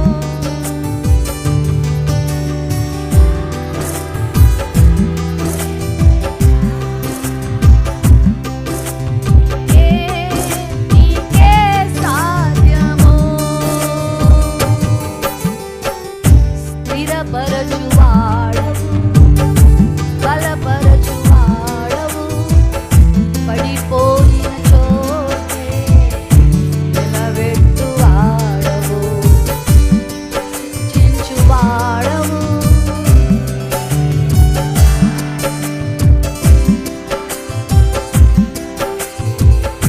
జయమిచ్చువాడవు. ఆమెన్. హల్లెలూయా. ఏమైనా చేయగలడా లేదా? ఎందుకు కృంగిపోతున్నావు? ఎందుకు భయపడిపోతున్నావు? వాళ్ళకి వీళ్ళకి ఎందుకు జడుస్తున్నావు? నేను తలగా చేస్తాను కానీ తోకగా, నిన్ను పైవానిగా చేస్తాను వాగ్దానం ఇచ్చిన దేవుడు నిన్ను క్రిందవానిగా ఉంచేవాడు కాదు. కుటుంబ సమస్యలు కృంగిపోకు, ఆర్థిక సమస్యలు కృంగిపోకు, నీ బిడ్డల పక్షంగా కార్యాలు జరగట్లేదని కృంగిపోకు, భయపడకు, బాధపడకు, ఎవరో దగ్గరికి వెళ్ళి ప్రాకులాడకు. అద్భుతాలు చేసే దేవుడు నీ వెంట ఉన్నాడు. ఆమెన్. హల్లెలూయా. యెహోషాపాతు మీదకి 3 జనాంగాలు వచ్చేసారు ఒకేసారి. మీరు ఇంటికి వెళ్ళి చదవండి 20వ అధ్యాయం 2వ దినవృత్తాంతం గ్రంథంలో. ఎవరిని ఆశ్రయించాడు చెప్పనా? తనకు చాలామంది స్నేహితులు ఉన్నారు, చుట్టుపక్కల రాజులు ఉన్నారు, సైనిక బలం ఉంది, లక్షల కొద్ది సైన్యం ఉంది. వాళ్ళని ఆశ్రయించలేదు కానీ వచ్చేసాడు మందిరంలోకి. ఆ రోజు ఉపవాసం ఉండి ఆ ప్రజలందరినీ ఉపవాసం ప్రకటించి, రండి మన వ్యాజ్యం దేవునికి అప్పగిద్దాం. వచ్చాడు, ఉపవసించి ప్రార్థన చేశారు, కన్నీరు కార్చారు. అక్కడ ఒక అద్భుతమైన ప్రార్థన చేస్తాడు. ఇంటికి వెళ్ళి చదవండి మీరు. ప్రభువా, నీవే మాకు దిక్కు, నీకన్నా మాకెవరు లేరా? మనకు 10 మంది పక్కన ఉంటేనా ఏమంటావు? ఏమనుకున్నావు? 10 మంది నా వెనకాల, మా కులం అంతా మా వెనకాల. తీరా అవసరం వస్తే వాళ్ళందరూ ఏరి అంటే ఎక్కడ ఉంటారు వాళ్ళు. నీ కండబలం చూసుకొని ఎగిరిపోతున్నావు. కొన్నిసార్లు 104 డిగ్రీల జ్వరం వస్తే నీ కండబలం అంటే ఏమైపోద్దో నీకే అర్థమవుద్ది. 10 మంది లేపాలి మళ్ళీ నిన్ను. అమ్మా, కొంతమంది ఎంత గర్వం అంటే ముక్కు తిన్నగా ఉంటే నా అంత అందగత్తి లేదనుకుంటారు. అందం ఏమైద్ది ఒకరోజు? ఏమ్మా, నేను దుబాయ్కి వెళ్ళినప్పుడు బ్రదరు ఒక హోటల్ చూపించాడు. అక్క అది చూడండి అక్క అన్నాడు. ఏంటి తమ్ముడు అంటే, మీ ఇండియా నుంచి ఒక సినిమా యాక్టర్ వచ్చి అక్కడే చచ్చిపోయింది అక్క, ఆవిడ పేరు శ్రీదేవ్ అంట. నాకు తెలియదు కానీ, నేను ఇప్పుడు సినిమాలు చూడలే కానీ అప్పుడప్పుడు చెప్పుకుంటూ విన్నాను ఆవిడ శ్రీదేవ్. అవునవును అవును బ్రదర్. ఇదే హోటల్లో ఆమె మరి చంపబడిందో మరి చనిపోయిందో తెలియదు కానీ ఇక్కడే చనిపోయింది. ఆమె శవాన్ని మేకప్ చేసి ఇండియా పంపించారు. చాలామంది అభిమానులు ఉన్నారంట ఆమెకి, లక్షల కొద్ది అభిమానులు ఉన్నారు. ఒక్క అభిమానాన్ని ఇంట్లో పెట్టుకున్నాడా శవాన్ని? రోజుకోళ్ళు పెట్టుకున్నా బాగుండేది కదా. కుళ్ళిపోద్ది దేహం. మనం చనిపోయిన తర్వాత గంట నుండే లోపల అంతర్గత అవయవాలు కుళ్ళిపోవడం మొదలెడితే వాసన వచ్చేస్తాం. ఎంత ప్రియులైనా ఎంత ప్రేమించే వాళ్ళైనా ఒకరోజు 2 రోజుల కంటే నేను ఇంట్లో పెట్టుకోరు, తీసేయాలి, లాగేయాలి ఎక్కడికి, శ్మశాన వాకిటికి. ఏంది నీ అందాన్ని చూసి మురిసిపోతున్నావా? కలిగి ఉన్నది ఏది? ఎవరి వల్ల వచ్చింది? నీకున్న ఆస్తి కావచ్చు, నీకున్న అందం కావచ్చు, నీకున్న ఆరోగ్యం కావచ్చు, సమస్తము ఎవరిదే? నీదేది లేదు ఈ లోకంలో. ఏదన్నా ఉందా? ఏం పట్టుకెళ్ళావు నువ్వు ఈ లోకం నుంచి? ప్రభు పిలిస్తాన్ని వదిలిపెట్టి వెళ్ళిపో. నీదనుకున్న దేహం కూడా నేను ఎంత అందగత్తినో ఎంత అంతరో అనుకుంటాం. గర్వించొద్దు, దేనిని బట్టి అతిశయించొద్దు. మనకున్న దిక్కు ఒక్కడే. ఎవరా దిక్కు? రా. ప్రభు నిన్ను విడిచిపెట్టేవాడు కాదు. నీ శ్రమలో నిన్ను ఆదుకుంటాడు, నీ కష్టంలో నిన్ను ఆదుకుంటాడు, నేను ఓదార్చే దేవుడు, నీ కన్నీరు తుడిచే దేవుడు. ప్రియులారా, నేను సిగ్గుపరిచే దేవుడు కాదు. మా సహోదరుడు పాల్ ఇమాన్యుల్ గారు 9 నెలల పసిబాలుడుగా ఉన్నప్పుడు ఒక టబ్బలో పడి చనిపోయాడు నీళ్ళల్లో. చూసుకోలేదు మా అమ్మగారు, ఏదో పనిలో ఉండి. అది రోజు ఆదివారం దేవుని సంధికి వెళ్ళాలి, గబగబ పనులు చేసుకుని వెళ్ళిపోదాం అనుకుంటే పిల్లడు 8వ నెల అప్పుడు నాకు తెలియదు కానీ పాక్కుంటూ వెళ్ళి నీళ్లు కనబడేసరికి పిల్లలకి నీళ్ళు అంటే ఇష్టం కదా, దబదబ ఆడేసి అందులో పడిపోయాడు. ఇంత పెద్ద టబ్బు. పిల్లోడు ఏడని చూసుకునేసరికి పైకి తీసేసరికి అప్పటికే నీళ్ళన్నీ తాగేసి శ్వాస లేదు. డాక్టర్ దగ్గర తీసుకెళ్తే చచ్చిపోయిన వాడిని తీసుకొచ్చారేంటి అన్నారు. అందరూ ఇంకా చచ్చిపోయారు కదా, సమాధి కార్యక్రమం చేద్దామన్నట్టుగా ఆలోచనలు కలిగి ఉన్నారు. మా తల్లిగారు వాళ్ళ కొడుకుని అలా ముందు పెట్టుకొని, నాకు 3 బిడ్డల్ని ఇచ్చావు కదా, ఏ రోజు కానీ చనిపోతారు, కానీ వీళ్ళు ఇలా వ్యర్థంగా దుర్మరణం చెందడానికి వీల్లేదు ప్రభువా. నీ కొరకు బ్రతికి కొన్ని ఆత్మలు సంపాదించి నీకు మహిమ తెచ్చాక నా పిల్లల్ని తీసుకో, ఇలాంటి దుర్మరణం కాదు, నా బిడ్డను బ్రతికించయ్యా అని ప్రార్థన చేయడం మొదలుపెట్టిందంట. అందరూ పిచ్చి పట్టిందా? అద్భుతం చెప్పమంటారా? పొద్దున్న 7 గంటలకు పడిపోయి చచ్చిన శవంలా మారిపోయిన నా తమ్ముడిని 4 గంటలకు దేవుడు జీవం ఇచ్చి బ్రతికించాడు. మళ్ళీ హాస్పిటల్కి తీసుకెళ్తే డాక్టర్ ఆశ్చర్యపోయాడంట. ఏంది మళ్ళీ తీసుకొచ్చారు సార్? ఏదో కొంచెం కదలిక కలిగించి చూడండి సార్ అంటే అప్పుడు గుండు కొట్టుకుంటుంది, శ్వాస పనిచేస్తుంది. అప్పుడు ట్రీట్మెంట్ చేశాడు, బ్రతికి బట్టగట్టి ఈరోజు విజయవాడలో క్రైస్ట్ టెంపుల్తో దేవుని సేవ పరిచర్య జరిగిస్తున్నాడు. ఆశ్రయించు ప్రభు. ఏ కష్టం కంగారు పడిపోక, పలానా రోగం అని చెప్పారా, కంగారు పడిపోక, రా ప్రభు దగ్గరికి. పలానా సమస్య, నీ భర్త ద్వారా సమస్యలా, ప్రభు దగ్గరికి రా, తీసుకురా. నీ భర్తను మార్చగలిగిన దేవుడు, అన్యాయస్తుడిని జక్కని మార్చిన దేవుడు, తీవ్రవాదైన సౌలును పౌలుగా మార్చిన దేవుడు, 7 దయ్యాలతో పీడించబడుతున్న మగ్దలేని మరియను మార్చిన దేవుడు నీ కుటుంబ సభ్యులను మార్చలేడా? నీ బిడ్డలను మార్చలేడా? మీ స్థితిగతులు మార్చలేడా? నీ బ్రతుకు అర్థం ఇవ్వలేడా? నీ వివాహం జరిగించలేడా? నీకు ఉద్యోగం ఇవ్వలేడా? నీ పిల్లలను అభివృద్ధి చెందనివ్వలేడా? చేస్తాడు. నమ్మిన వాళ్ళు చెప్పండి. ఎవరిని ఆశ్రయించాలి? నువ్వు ఆశ్రయం. నేను చెప్పినట్టు చేయి, ప్రభు కొరకు బ్రతుకు. చివరికి ఇంకొక స్త్రీ ఉంది అక్కడ, తమ భర్తలను రాబట్టే స్త్రీలు అనే మాట చూస్తాం. ఆ మొదటి పేతురుపత్రిక 3వ అధ్యాయంలోనే తమ యోగ్యమైన ప్రవర్తనతో తమ భర్తలను ఏం చేస్తారంట? రాబడతారు. రాబట్టాలి. ఎవరి కొరకు మనుషులను రాబట్టాలి? అందుకే శిష్యులను పిలుస్తూ ప్రభు ఏమన్నాడంటే, మిమ్మల్ని మనుషులను పట్టు ప్రతి స్త్రీ మనుషులను బట్టే జాలరిగా ఉండాలి. హల్లెలూయా. మన సాక్ష్యం ద్వారా, మన కన్నీటి ప్రార్థన ద్వారా, మన ప్రేమ ద్వారా సువార్త చెప్పాలి, అనేకులను ప్రభు దగ్గరికి తీసుకురావాలి. తాటిపత్తిలో ఉన్న ప్రతి స్త్రీ మరి అనేక మంది స్త్రీలను ప్రభు దగ్గర తోడుకు రావాలి. మతాల్లో కలపడానికి కాదు, వాళ్ళ బ్రతుకుల్లో వెలుగు నింపాలి. హల్లెలూయా. నీ గురించి చెప్పాలి. ఈ అక్కే నా జీవితంలో క్రీస్తుని పరిచయం చేసి నా కుటుంబాన్ని కట్టింది. హల్లెలూయా. కొంతమంది గురించి ఏం చెప్తారో తెలుసా? నా కుటుంబాన్ని సర్వనాశనం చేసింది. అలా మనం చెప్పబడద్దు. చెప్పు, సువార్త చెప్పు, బలపరచు. నువ్వు చేయగలిగింది చెయ్యి. నేను చేయగలిగింది నేను చేస్తా, నువ్వు చేయగలిగింది. ఒక ఆయనకి 5 తలాంతులు ఇచ్చాడు, ఒక ఆయనకి 2 ఇచ్చాడు, ఒక ఆయనకి 1 ఇచ్చాడు. 5 ఇచ్చిన ఆయన ఏం చేశాడు? 2 ఇచ్చిన ఆయన ఏం చేశాడు? 1 ఇచ్చినాడు ఏం చేశాడు? సోమరిపోతూ. దేవుని కొరకు మీ అందరికీ దేవుడు తలాంతులు ఇచ్చాడు, ఆత్మవరాలు ఇచ్చాడు, పాడే వరం ఇచ్చాడు, సువార్త చెప్పే వరం ఇచ్చాడు, ప్రార్థించే వరం అందరికీ ఇచ్చాడు, సువార్త ప్రకటన అందరికీ ఇచ్చాడు. ప్రతి ఒక్కరూ వరాలు వాడాలి, అనేకుల్ని దేవుని సంఘంలోకి నడిపించాలి. హల్లెలూయా. పరలోకం నిండిపోవాలి, నరకం ఖాళీ అయిపోవాలి. హల్లెలూయా. ఆరిన అగ్నిగుండంలో చేరువైపోతున్న యవనస్తులు, చిన్నపిల్లలు, ఎంతమంది స్త్రీలు సత్యం తెలియక, రక్షకుడు తెలియక లోకంలో తిరుగుతున్న వారు అనేకులు ఉన్నారు. వాళ్ళని రాబట్టాలి. అమ్మా, ప్రభు ఉన్నాడు, నిన్ను రక్షిస్తాడు, నీ పాపం నుండి విమోచిస్తాడు, నీ రోగం నుండి స్వస్థపరుస్తాడని నీ సాక్ష్యం చెప్పండి. ఏ పరిస్థితి ఎలా ఉన్నా ప్రభు కొరకు నువ్వు బ్రతకాలి. ఒక కుక్క రోడ్డు పక్కన పడి ఉంటే డాక్టర్ గారు బాగు చేశాడు. ఆ కుక్క ఏం చేసింది తెలుసా? 2వ రోజు వెళ్ళి ఇంకో కుక్కను లాక్కొస్తుందంట. నన్ను బాగు చేసాడు ఈ డాక్టర్, నిన్ను కూడా బాగు చేస్తాడు, రావే అని కుక్క భాషలో మాట్లాడి చెవు పట్టుకు లాక్కొస్తుందంట. అదేమో నేను రాను అంటుంటే, ఏం కదరా ఈ దెబ్బలన్నీ మానిపోతాయిద్దా?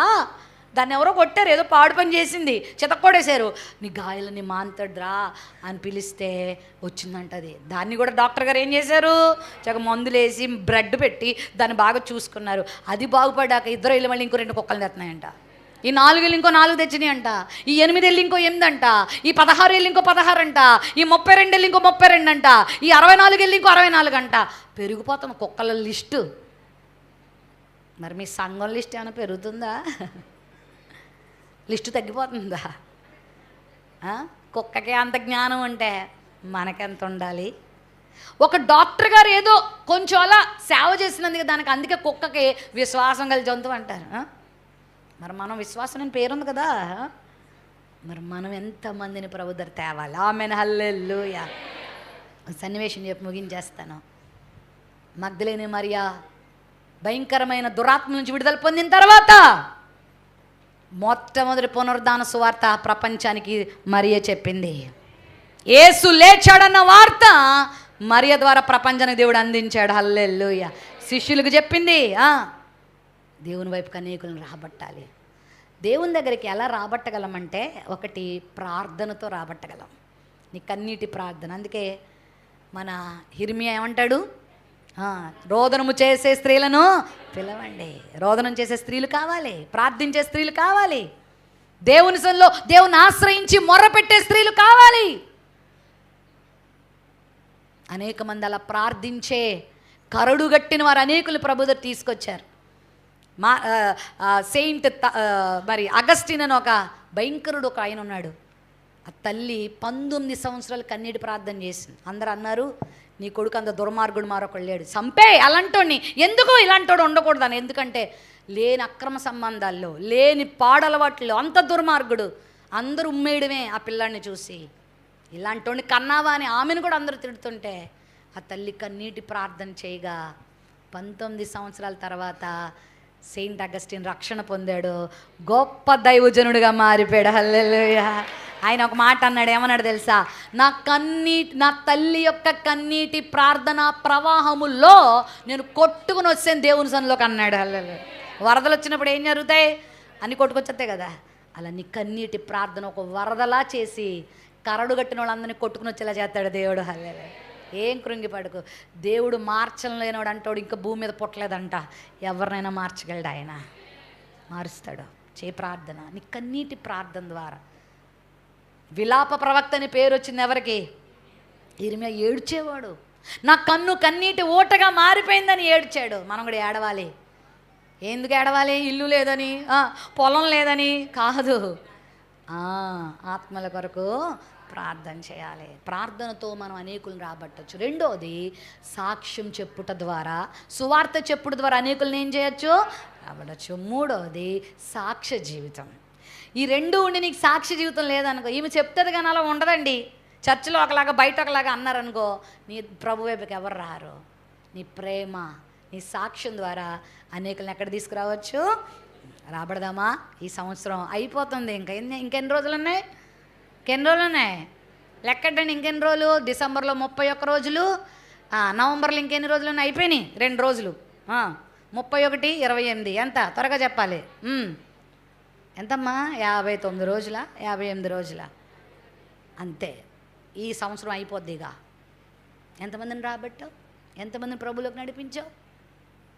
గొడ్డు దానిలాగా ప్రభు రాజ్యానికి వెళ్తావా? ప్రభు కొరకు సంపాదిద్దాం. నాకు ఒక దైవజనుడు చెప్పాడు, బాపట్లలో ఒక అమ్మాయి ఉంది. ఆమెకి చచ్చుబడిపోయిన దేహం, చేతులు కళ్ళు పనిచేయో, ఒక రోగం ఆమెకి, నరాల రోగం, పుట్టుకతో అలాగే పుట్టింది. అయితే అద్భుత రీతిగా ఒక బ్రాహ్మణ కుటుంబంలో మరి పుట్టింది, రక్షణ పొందింది. వాళ్ళ నాన్నగారు కూడా రక్షణ పొందాడు, ఆయన ప్రొఫెసర్. ఆ అమ్మాయి కూడా రక్షణ పొందింది. నన్ను ఎందుకు ఇలా చేసావని దేవుణ్ణి ఎప్పుడు అడగలేదు అమ్మాయి. నన్ను ఎందుకు ఇలా పుట్టించావని అనలేదట. ప్రభు నన్ను వాడుకోవా అని అడగడం మొదలెట్టిందంట. కాళ్ళు చేతులు ఉన్న మనమే ఏమీ చేయలేమే. ఆ చచ్చుపడిపోయిన అమ్మాయి ఏం చేస్తుంది? ఆమెకు ఒకళ్ళు తినిపియాలా, ఆమెకు ఒకళ్ళు పని చేయిపోయి, ఆమె ఏం చేస్తుంది? ఆమె ఏం చేస్తుందో తెలుసా? వాళ్ళ నాన్న చనిపోయిన తర్వాత కొన్ని డబ్బులు ఆమెకు బ్యాంకులో వేస్తే కొంచెం వచ్చే డబ్బులతో బ్రతకాలి. ఆమె అంతే, మందులు కొనుక్కొని, ఆహారం కొనుక్కొని బ్రతకాలి. అయితే ఆమె ఏం చేసేది తెలుసా? ఒక పూట ఉపవాసం ఉండిపోయి, తిండి తినకుండా ఒక పూటే తిని, ఒక 2-3 వస్త్రాలే ఉంచుకొని, మిగతా ధనం అంతా కరపత్రాలు ప్రింట్ చేయించి, తన సాక్ష్యాన్ని ప్రింట్ చేయించి, ఒక రిక్షాయిని పిలిపించుకొని డబ్బులు ఇచ్చి, అంకుల్ నన్ను కొంచెం ఆ స్కూల్ దగ్గరికి తీసుకెళ్ళవా అనేదంట. ఒకరోజు హాస్పిటల్ దగ్గర తీసుకెళ్ళవా, ఒకరోజు ఆ కాలేజ్ దగ్గర తీసుకెళ్ళవా, ఒకరోజు ఆ షాప్ దగ్గర తీసుకెళ్ళవా అని వెళ్ళి, మనం ఎందుకు వెళ్తాం? షాప్కి కొనుక్కోవడానికి వెళ్తాం, హోటల్కి ఎందుకు వెళ్తాం? తినడానికి వెళ్తాం, హాస్పిటల్కి ఎందుకు వెళ్తాం? చూపించుకోవడానికి వెళ్తాం. కానీ ఈమె అందుకోసం కాదు, సువార్త చెప్పడానికి వెళ్ళి ఆ రోడ్డు మీద ఒక దుప్పడ పరుచుకొని పడుకోవాలి. కూర్చోవడానికి లేదు ఆమెకి, కూర్చోవడానికి లేదు, పడుకోవాలి. నడువు నిలబడదు, ఒళ్ళు నొప్పులు, ఎప్పుడు మందులు వేసుకుంటేనే కానీ ఆమె అరిచేది, కేకలేసేది నొప్పులతో.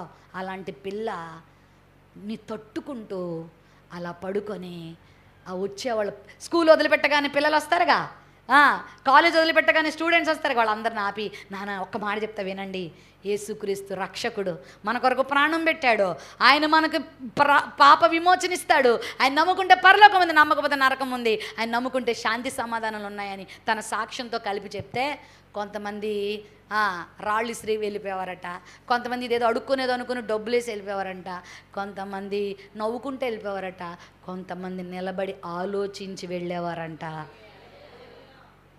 ఆమె చనిపోయే టైంకి బక్క చిక్కుపోయి బలహీనరాలు అయిపోయింది. కానీ 600 మందిని ప్రభు దగ్గరికి నడిపించిందంట. గట్టిగా చేపలు కొట్టాను. అది కాదా విశ్వాస జీవితం అంటే? అది కాదా? ఇది దేవుని దృష్టిలో విలువైన జీవితం అంటే. కోట్ల ఆస్తులు సంపాదించుకొని లోకంలో ఏదో గొప్పవాళ్ళని అయిపోవడం కాదు. నేను గొప్పదని చేస్తాడు దేవుడు, డోంట్ వరీ.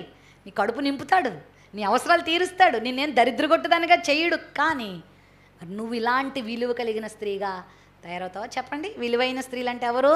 దేవుని దృష్టికి విలువ గలదంటే ఎవరంటే ఒకటి పరిశుద్ధత, రెండోది లోబడి, అణుకువ, అదే సాధువైనట్టి మృదువైనట్టి గుణమనే అదే మనకు అలంకరణ. మేకప్లు కాదు, వెండి బంగారు నగలు కాదు, పట్టుబట్టలు కాదు నీకు అలంకరణ.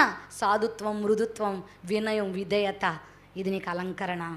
ఇది పెట్టుకుంటే చాలు, చాలా అందంగా కనబడతావు దేవుని దృష్టిలో. ఈ అలంకరణ చేసుకో.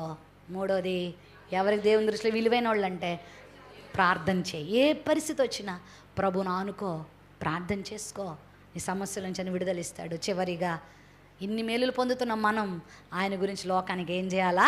ప్రకటించాలి, సువార్త ప్రకటించాలి. దూరమైన, భారమైన, కష్టమైన, నష్టమైన, వ్యాధైన, శ్రమైన, వరదైన, వర్షమైన, ఎండైన, కొండైన, చల్లైన పరిస్థితులను బట్టి మనం చల్లారకూడదు. ప్రాణం ఉన్నంత వరకు, ఆఖరి శ్వాస ఉన్నంత వరకు ప్రభు పని మనందరం చేయాలి. సంఘక్షేమం కొరకు ప్రయాసపడాలి, అనేక ఆత్మల కొరకు ప్రయాసపడాలి. అందరం సమాధానం కలిగి ఉండాలి, ప్రేమ కలిగి ఉండాలి, ఐక్యత కలిగి ఉండాలి. మనకిచ్చిన బాధ్యతలను నమ్మకంగా నిర్వర్తించాలి. మనకిచ్చిన పాత్ర తల్లి పాత్ర. ఒక మంచి తల్లిగా మన పిల్లలు మన గురించి చెప్పాలి. ఒక మంచి భార్యగా మన భర్త మన గురించి సాక్ష్యము చెప్పాలి. ఒక మంచి కూతురండి అని మన తల్లిదండ్రులు మన గురించి సాక్ష్యం చెప్పాలి. మంచి కోడలండి అని అత్తలు మన గురించి సాక్ష్యం చెప్పాలి. మంచి అత్తగారండి అని కోడళ్ళు అత్తల గురించి సాక్ష్యం చెప్పాలి. మంచి విశ్వాసులండి అని సేవకులు విశ్వాసుల గురించి సాక్ష్యం చెప్పాలి. మంచి సేవకురాలండి మా సేవకురాలని విశ్వాసులు సంఘం సేవకురాల గురించి సాక్ష్యం చెప్పాలి. మనందరి గురించి రేపొద్దుట ప్రభువు కూడా ఏం చెప్పబోతున్నాడు? బడా నమ్మకమైన ఆ సాక్ష్యం కొరకు బతుకుదామా? దేవుని నుండి విలువను పొందుకుందామా? తలలు వంచండి, ప్రార్థన చేసుకుందాం. అందరూ 2 నిమిషాల్లో నేను ప్రార్థన చేసి మిమ్మల్ని వదిలేస్తాను. రండి, మోకాళ్ళు వేయగలిగిన వాళ్ళు మోకాళ్ళు. మీరు చాలా కష్టంగా కూర్చున్నారు, ఇక్కడ చాలా ఇరుకులో కూర్చున్నారు. ఏం పర్వాలే. గతించిన వారం అంతా ఈ ప్రాంతం అంతా భయంకరమైన తుఫాను. దేవుడు చక్కని వాతావరణం ఇచ్చాడు. దేవుడు మనతో మాట్లాడు. 2 నిమిషాలు. బయట ఉన్న వాళ్ళు కూడా ప్లీజ్ స్టాండ్. బయట ఉన్న వాళ్ళు కూడా లేచి నిలబడండి. అటు ఇటు ఎవ్వరు తిరగద్దు. ఇక్కడ ఉన్న వాళ్ళందరూ మోకాళ్ళ మీదకి రండి. మోకాళ్ళు వేయండి, అందరూ మోకాళ్ళు వేయండి. యవనస్తులు అందరూ మోకాళ్ళు వేయాలా.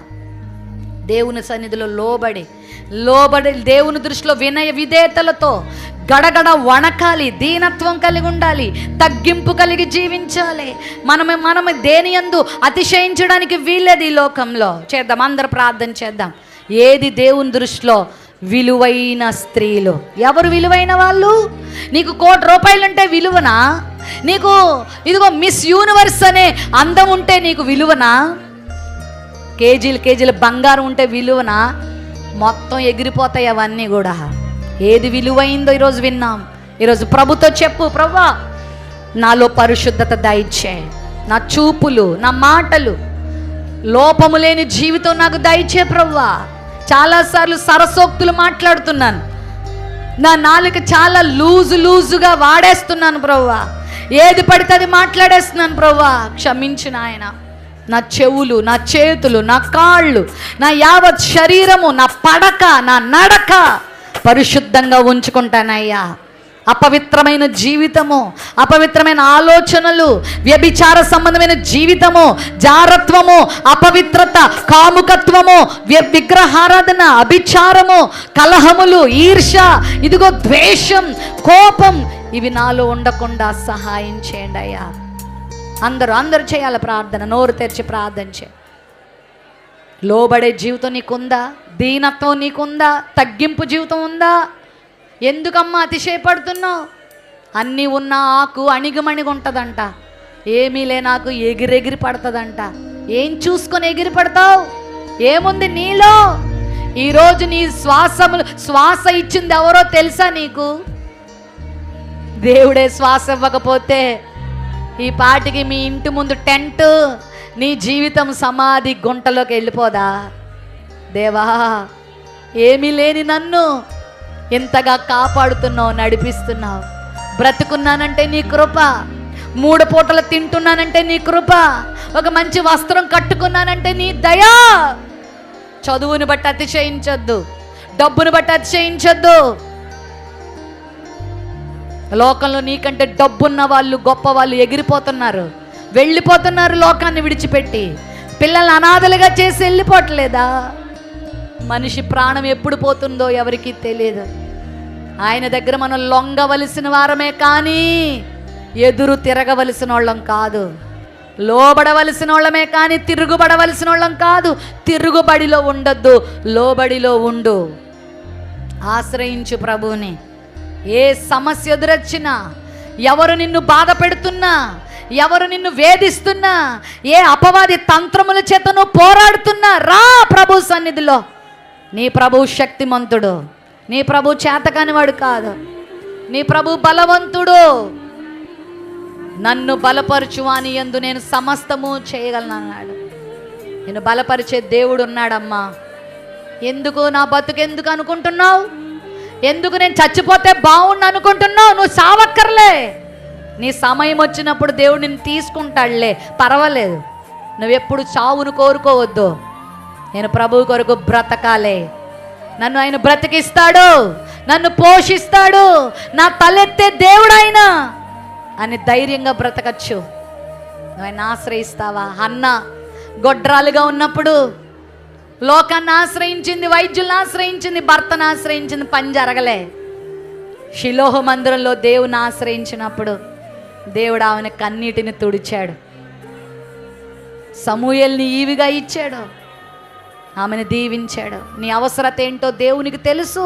రా ప్రభు దగ్గరికి వచ్చి ప్రార్థన చేసుకో, దేవుని మందిరంలోనికి వచ్చి గోజాడుకో, ఆశ్రయించు ప్రభుని, ఆయన వాక్యాన్ని ఆశ్రయించు. అంతేకాదు మనం రాబట్టే స్త్రీలుగా ఉండాలి, పోగొట్టే స్త్రీలుగా కాదు. అనేకుల్ని ప్రభు కొరకు సంపాదించే స్త్రీలుగా ఉండాల. మీ ఊరిలో ఎంతమంది దుఃఖముతో, వేదనతో, సమస్యలతో పోరాడుతున్న స్త్రీలు ఉన్నారు. పలకరిస్తావా? వాళ్ళని దగ్గరికి వెళ్ళి ఆదరిస్తావా? ప్రేమ చూపుతావా? నీకున్న దాంట్లో కొంచెం పెడతావా? క్రీస్తు ప్రేమను వారికి చూపించి క్రీస్తులోనికి నడిపిద్దామా? ఈరోజు ఒక తీర్మానం చేసుకో. అమ్మగారు, నేను కూడా ఒక విలువైన స్త్రీగా ఉండాలనుకుంటున్నాను. నేను ఒక విలువ లేని దానిగా, ఒక చెత్త బుట్టలో పడిపోయిన పనికిరాని పాత్రగా నేను ఉండనండి. దేవుడు నన్ను పనికొచ్చి పాత్రగా చెయ్యాలని, ఆయన కొరకు జీవించాలని నేను ఆశపడుతున్నాను. నేను కూడా ఈ రోజు నుంచి ఒక విలువైన పాత్రగా ప్రభు కొరకు ఉంటానండి అన్నవారు మాత్రమే మీ కుడి హస్తాన్ని ఎత్తండి. మీ కొరకు నేను ప్రార్థన చేస్తాను. మిమ్మల్ని విలువైన వారిగా చేసి, మీ కుటుంబాలను మిమ్మల్ని దీవించి అనేకులకు ఆశీర్వాదకరంగా దేవుడు దీవిస్తాడు. నీవు లేకుండా నేనుండాలేను, నాకున్నవన్నీ నీవే యేసయ్యా. నీవు లేకుండా నేనుండాలేను, నాకున్నవన్నీ నీవే యేసయ్యా. నా ప్రాణమా, నా ధ్యానమా, నా ఊపిరి నీవే యేసయ్యా. నా ప్రాణమా, నా ధ్యానమా, నా ఊపిరి నీవే యేసయ్యా. నీవు అయ్యా, నీ కొరకు నేను బ్రతుకుతా. నీవు లేకుండా డబ్బున్నా నేను బ్రతకలేను, అందరూ ఉన్నా నేను బ్రతకలేను. నువ్వు ఉంటే నేను బ్రతకగలను. నన్ను బ్రతికించు, నీ కొరకు బ్రతుకుతాను.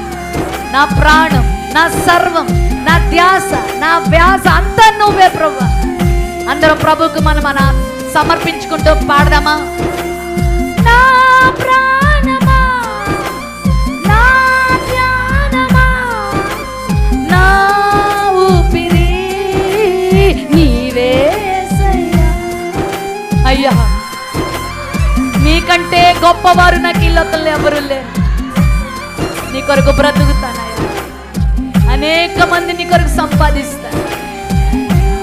చెప్తామా? నీవు లేకుండా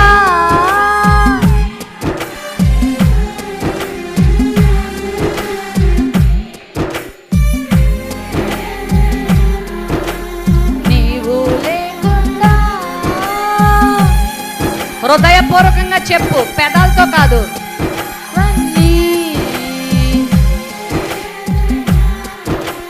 నాకున్నవన్నీ నీవే యేసయ్యా. ఈ ఊపిరి, ఈ ప్రాణం, ఈ కుటుంబం, నీకు ఇచ్చిన భర్త, బిడ్డలు, ఇల్లు, వాహనం, వస్తువులు అన్నీ ఆయనదే, నీదేది కాదు కదా. మరి ఆయన కొరకు బ్రతకడానికి ఏమైంది? ఆయన కొరకు బ్రతుకుదాం స్త్రీలారా. దేవుడు మిమ్మల్ని గొప్పగా వాడుకోబోతున్నాడు. మిమ్మల్ని అనేకులను ఆశీర్వాదకరంగా మార్చబోతున్నాడు. మీరు అడుగు పెట్టే స్థలాలు దీవించబోతున్నాడు దేవుడు. మీ కుటుంబాల్లో గొప్ప కార్యాలు జరగబోతున్నాయి. అద్భుతాలు చూడబోతున్నారు. మీ ప్రార్థన ద్వారా, మీ కన్నీటి ద్వారా, మీ పరిచర్య ద్వారా, మీ సేవ ద్వారా, మీ ప్రేమ ద్వారా, మీ సాక్ష్యము ద్వారా, మీ బ్రతుకు ద్వారా ప్రభువుకి మహిమ రాబోతా ఉంది. ప్రేమ నమ్మకం కలిగిన మా తండ్రి, ఈరోజు మాట్లాడిన ప్రతి మాటకై వందనాలు.